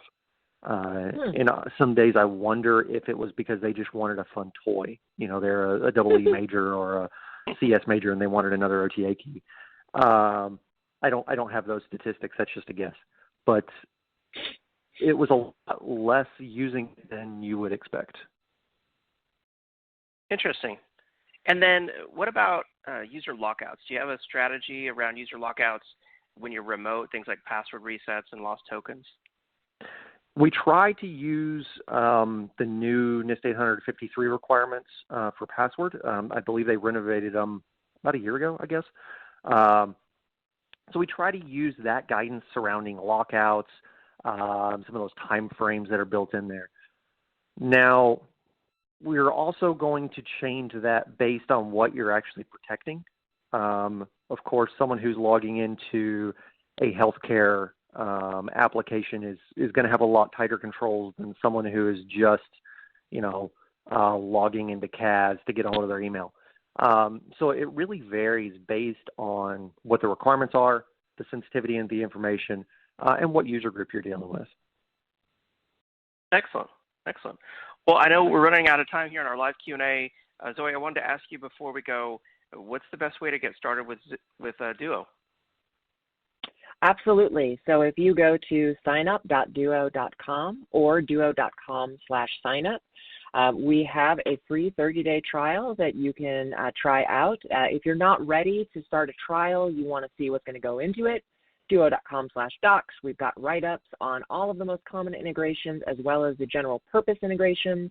And if you just want to see what it looks like, demo.duo.com is a public-facing site that has some of our most common integrations live so that you can go through both enrolling and authenticating using Duo as an end user. Awesome. Well, lots of different resources there, lots of different options. Zoe and Dan, it's been great having you on the event today. Thank you so much. Thank you. Thank you. And thank you to Duo for supporting today's event. And thank you to Texas A&M as well. Really cool to hear their perspective on multi-factor authentication. I've just brought up the poll question for everyone out there that says, what additional information would you like about the Duo security solution? And I'll leave that up while I announce our next prize winner. We've got another Amazon $500 gift card. And let's see who that's going to. Here we go. It's going to Michael Sawicki from Wisconsin. Congratulations to Michael Sawicki from Wisconsin. We'll reach out to you to deliver that prize. We've got another gift card after our next presentation, so make sure that you stay tuned for that. All right, if you haven't answered the poll question, I encourage you to do that now. I do want to remind you over in the handouts tab, we've got a link there to duo.com, and it's there that you can go and you can click on free trial, and you can sign up for the free trial, try it out for yourself. You can also go to demo.duo.com, and you can see Duo security in action right here, already set up and easy to try out for yourself. So, all right, great info. Thank you to everyone who responded to that poll question. We do appreciate that. It's time to move on to our next presentation on today's EcoCast. And now I'm excited to introduce Mr. Jesse St. Lawrence, CTO and co-founder at Tuono. Jesse, are you there? I am. How are you, David? Doing great. Jesse, good to have you on. Take it away. Thanks. Always great to be here. Love doing ATM events and talking to customers. So let's jump right in. Tuono was founded in 2018 by a group of folks who had been working in the hyperconverged space for basically since day zero, 2011, 2012. And what we found was, the reason hyperconvergence caught on so fast in the marketplace was really about complexity. And as we started using more and more cloud, we found that we were running into all kinds of complexity problems ourselves and had the idea for simplification. Bring the ideas of how we made hyperconvergence an easier way to consume virtualization, simplify the environment. Really bring that same type of simplification to cloud automation. The amazing stat that I always think of when I think about cloud infrastructure is 86% of cloud projects in 2020 will be delayed due to a shortage of talent. And this always gets interpreted as, well, there's a lack of people who are entering this automation, DevOps, cloud expert space. And we interpret it in a really different way. We interpret it as the technology is too complicated. This isn't a lack of experts. There's a lot of folks out there who want to be experts in cloud, But what's available in the marketplace today to get started in cloud, to automate your cloud and get rolling, is just too complicated. It requires essentially a team of software engineers. And our goal is to really simplify that. So what we're curious to kick off with is actually a quick question. Dave, we roll back to you on that. We're curious where folks are in this process. Absolutely, yeah. Let me bring up this poll question. The poll question is on the screen. I encourage everyone to check it out. Yeah, so go ahead, the Jesse. poll question is, the poll question is, where are you in this journey, right? The cloud really is a journey, and at the end of the day, it's funny, we list done as an option in this, somewhere from no plans to go to done, and certainly there's folks all along the journey. I'm always puzzled by what exactly done means, because in some ways this is a never-ending journey. But the whole idea here is what we see, and is really being reflected by what folks are saying here, is that everybody's kind of somewhere in the middle, right? There's some folks in planning, there's some folks getting started. There's a lot of folks reporting that you're on the way, right? You've kicked off, you're making progress, and I want to change it up for this discussion. I decided to try something new. I don't know the demographic of this group, but we'll see if everybody remembers the same games I do from the 80s, which is a little pitfall analogy. So we'd like to think that the journey from our existing infrastructure into an AWS or Azure world, a cloud world, is really just a walk through the forest. It's a walk in the park. And at the other end is the pot of gold. Unfortunately, it's way more complicated than that, right? There's a ton of obstacles waiting between here and there, some of which are obvious, some of which we can see, some of which we don't even know about, we haven't thought about because it's such a different world. So when we look at what's in the middle here, we start with, I'm going to go to cloud. Well, I better codify that, so I need to think about this infrastructure as code problem. And I better be able to load, be able to do rollback and versioning, and I need to be able to put passwords in this stuff. So how do I deal with password management and dealing with role-based access control for my organization? Suddenly, this becomes a really much bigger challenge than it appeared when we started. And that's where Tworno comes in. Our goal is to help you get to the other side of this challenge without getting eaten by the crocodiles or the scorpion in this case, in between here and there. So what is it that Tworno does? Our goal is to give you a complete cloud automation platform where really all of these services are fully integrated so that this becomes a turnkey experience for you. Now, I'll show a demo in a couple of minutes to give you a sense of what that means, but the whole idea is you don't need to have an army of software engineers who are codifying all this stuff, right? You don't need to figure out how to get all of these individual components, right? Get GitHub or Bitbucket wired into some role-based access control system that you wrote, wired into Vault secrets management or secrets management in native cloud. You don't even need to know what all this stuff means to get started. In our opinion, you shouldn't need to know all that. The alternative today is go build all this stuff, and it becomes this never-ending process of, I have to upgrade something, rewrite that code, someone's API changed, rewrite that. And our goal is to bring that to everyone so that if you had the experience of downloading a basic script, make a few changes, and you can use that in your environment, then you have all the skills you need to manage cloud infrastructure with Tworno. I want to talk for a second about really the disconnect when it comes to the infrastructure as code portion of automation here. And we'll pick on AWS for a second. Everyone on this call could go to a whiteboard, pick up a marker, and we could have a conversation about networks and subnets and firewalls. It's all a natural second language for all of us. The problem is that when you start to do that with AWS, you're immediately hit with a whole set of questions. Do you need a NAT gateway? Do you need an internet gateway? Or do you need an egress-only internet gateway? Right? That's just the tip of the iceberg of questions that are in front of you.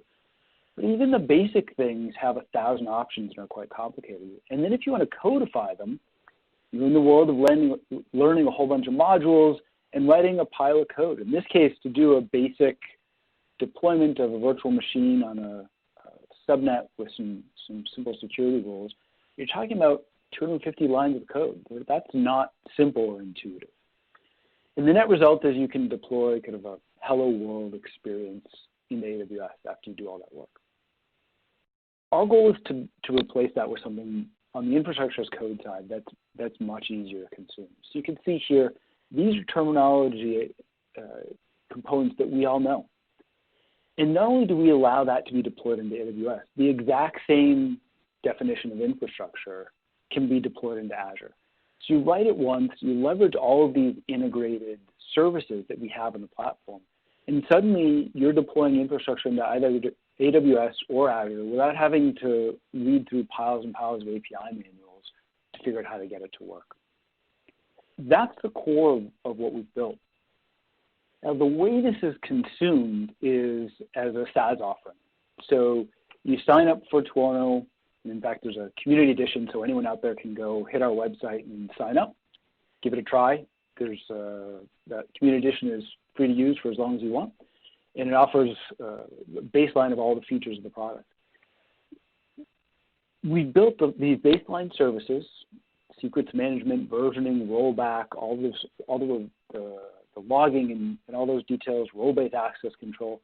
But on top of this, really what you need to do is define a blueprint, and that's a definition of infrastructure. You assign it to a cloud, that's your environment. And then we do this multi-cloud transformation to figure out all the details for you, so you don't have to worry about it. And then we have an execution engine that manages directly to the native cloud APIs, building that infrastructure, not only at day one, but also managing it over time. So making changes to it, making sure you don't drift, making sure if something gets changed in the config, we can apply that. And this is the Tuono SaaS platform that you can get access to online. You'll see on the left-hand side here, it says API. One real key dimension here is, as folks get more and more experience, it's inevitable that you may want to connect us in other places with code. So everything that's accessible in the demo that you're going to see today, and really for the entire product, is available through our API as well. Our UI talks to the same API that's available to you. You can see all the details for that at docs.tuono.com. It's all publicly available. So let's check it out. This is the blueprint. This is, excuse me, the terminology we were talking about. You define a network, you define some ports. It's all concepts that we know. And what we're going to do today is apply it into both AWS and into Azure. So this first one, we'll hit apply. You'll notice it's the secrets demo blueprint. We're going to go into the Azure environment rather, same secrets demo blueprint, and hit apply here. So now we're building that infrastructure in both AWS and in Azure. We started out with these environments not having anything built in them. So we'll go ahead and pull up the Azure environment. You can see that there's nothing here yet. Same thing for AWS. Do a quick refresh, and there's nothing there either. So we're starting these from scratch. While that's running, we'll take a look at a couple other things. We're building a virtual machine, and you'll see there's a username and password that have to get passed along to build that. The classic problem whenever you codify anything is, how do you keep that password secret? So you can see here we define that as a secret. And what our system does is every single customer has a dedicated secure vault. In this case, you can see I've got 2 passwords in my vault. To add one, you just give it a name, give it a value, hit apply, and all of our role-based access controls apply to that as well. When I come in here, when I deploy this, I just pick the secret that I want to assign to my password, and I never read it. I can't actually read that out and see what's happening. When I do apply, it goes through and automatically pulls that and puts it in there for me. Now our apply is going through this 3-phase process: prepare, preview, and an execution phase. The prepare does that multi-cloud transformation, figures out all your dependencies, does a whole bunch of safety checks to make sure you don't have to think about that stuff. We'll let these finish running here and finish up in AWS and Azure. The second dimension is that preview, shows you what we're going to do, and then after execution finishes, you can see this is what we've built. So we've built all these components in Azure. Here's all the things we've built in AWS. And I want to show you just how different these things can look. So here's a security policy in AWS. We'll open the equivalent security policy in Azure, and you'll see that they look extremely different.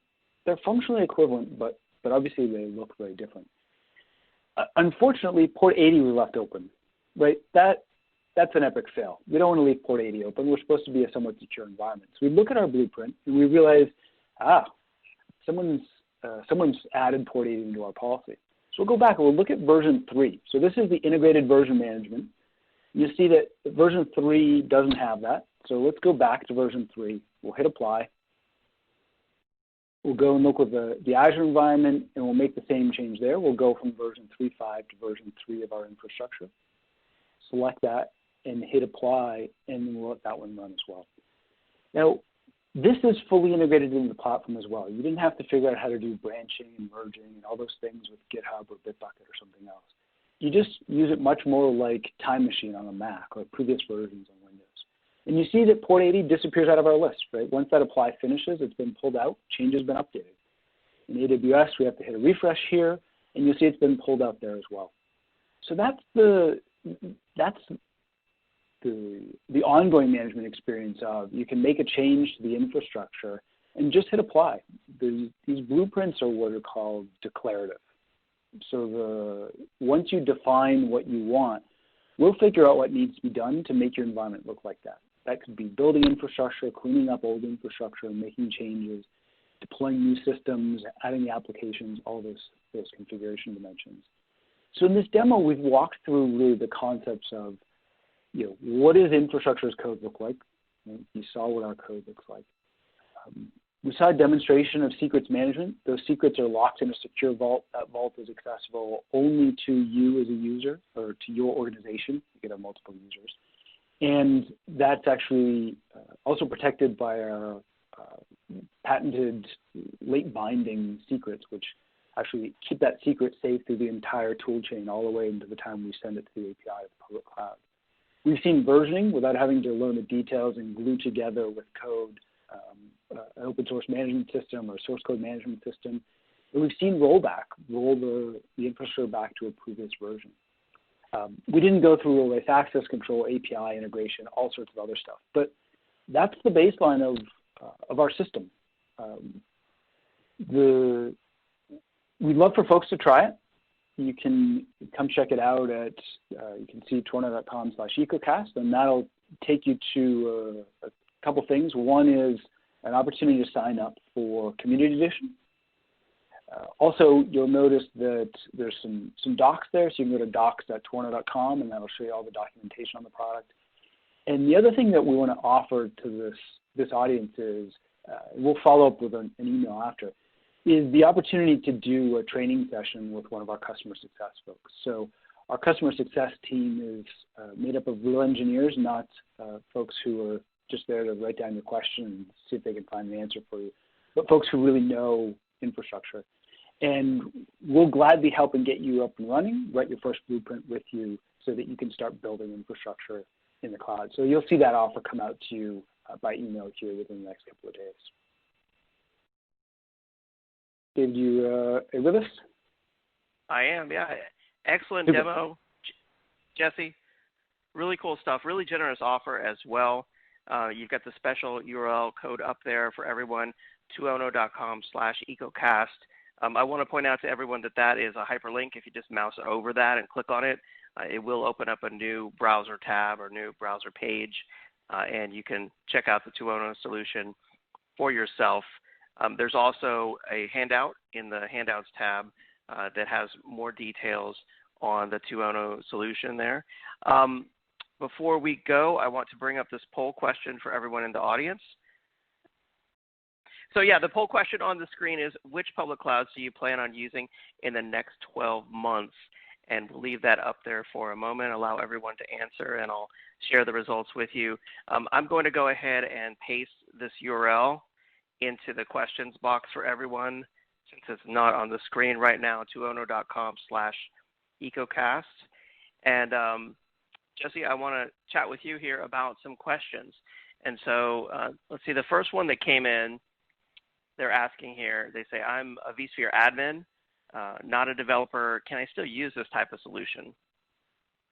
Yeah, we get that question all the time, and we think there's this really fundamental disconnect that's going on in the industry right now, which is we look at the hyperscalers, and they have just masses of computer scientists, PhDs. They're throwing tons of resources at this, and they're building all sorts of cool technology. And a lot of that technology gets spit out as open source.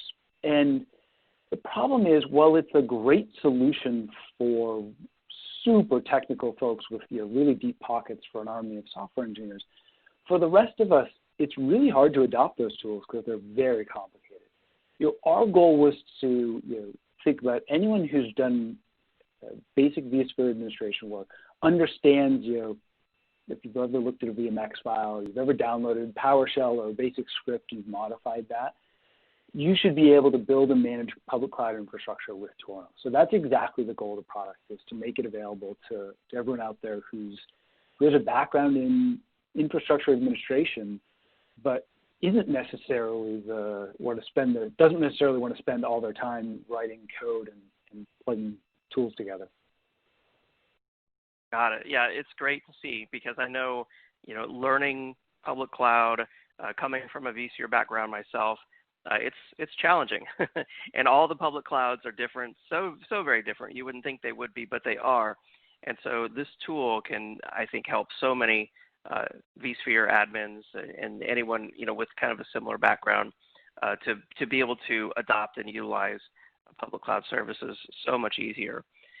Next question here is, I think you mentioned this in the demo, but SaaS is good, but how do you secure secrets? Yeah, so security is a huge deal as soon as you start talking about cloud, and it's in storing secrets, storing credentials. Those are all critical dimensions. So one of the really challenging things we overcame was coming up with a mechanism to allow every individual customer who uses our SaaS offering to have a dedicated vault that is locked down with their tokens and their keys and their details in it, and is totally separate from any of the rest of the infrastructure. Now, what that does is it allows our back-end execution engine to get those secrets so that they can be handed off to the cloud when needed.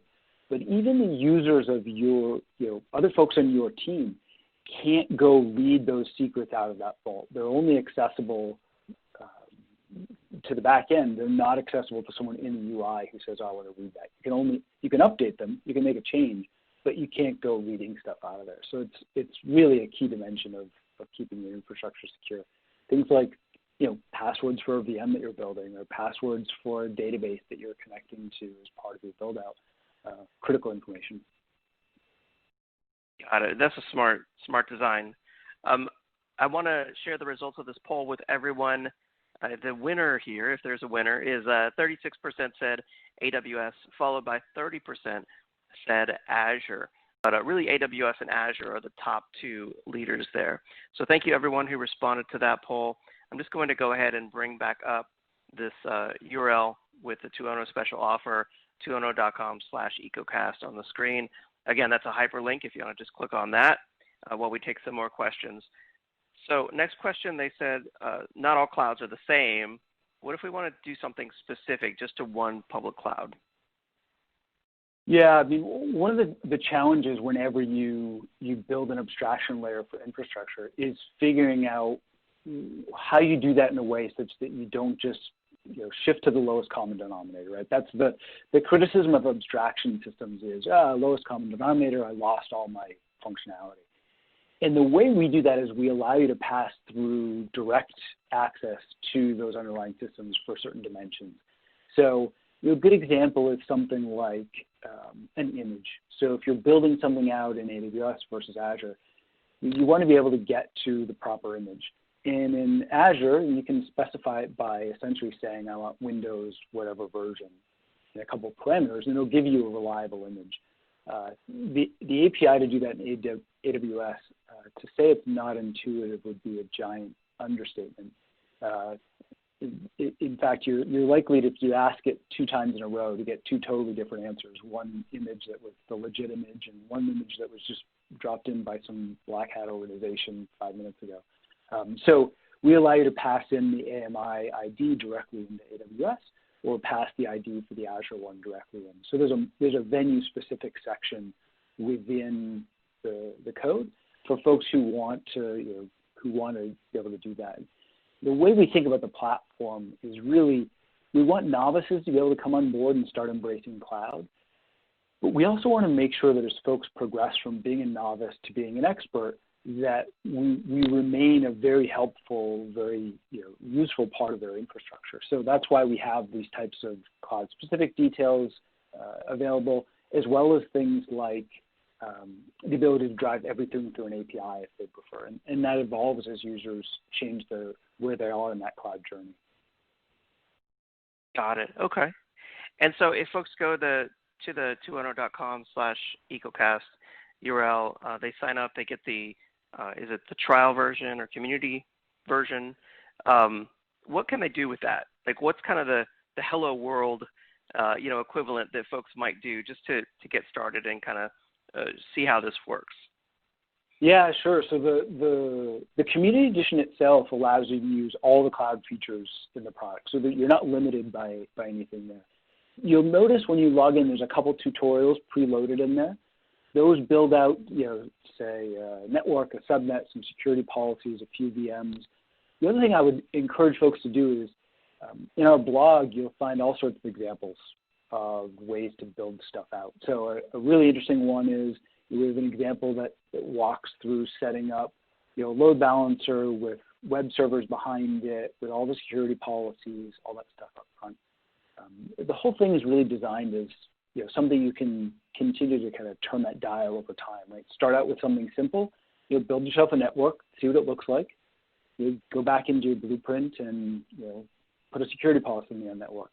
Hit apply and see what happens. So actually, in our blog, you'll find there's a whole series on doing AWS build out, and a whole series on doing an Azure build out, specifically to get to have a spun up web server environment. So there's a couple full templates you can use for that as well. But that's the baseline. The community edition product isn't limited in terms of what you can build, other than you can't build extremely large infrastructure. Very cool. So the community edition is just always there, always working, not limited, except in the instance of a very large infrastructure.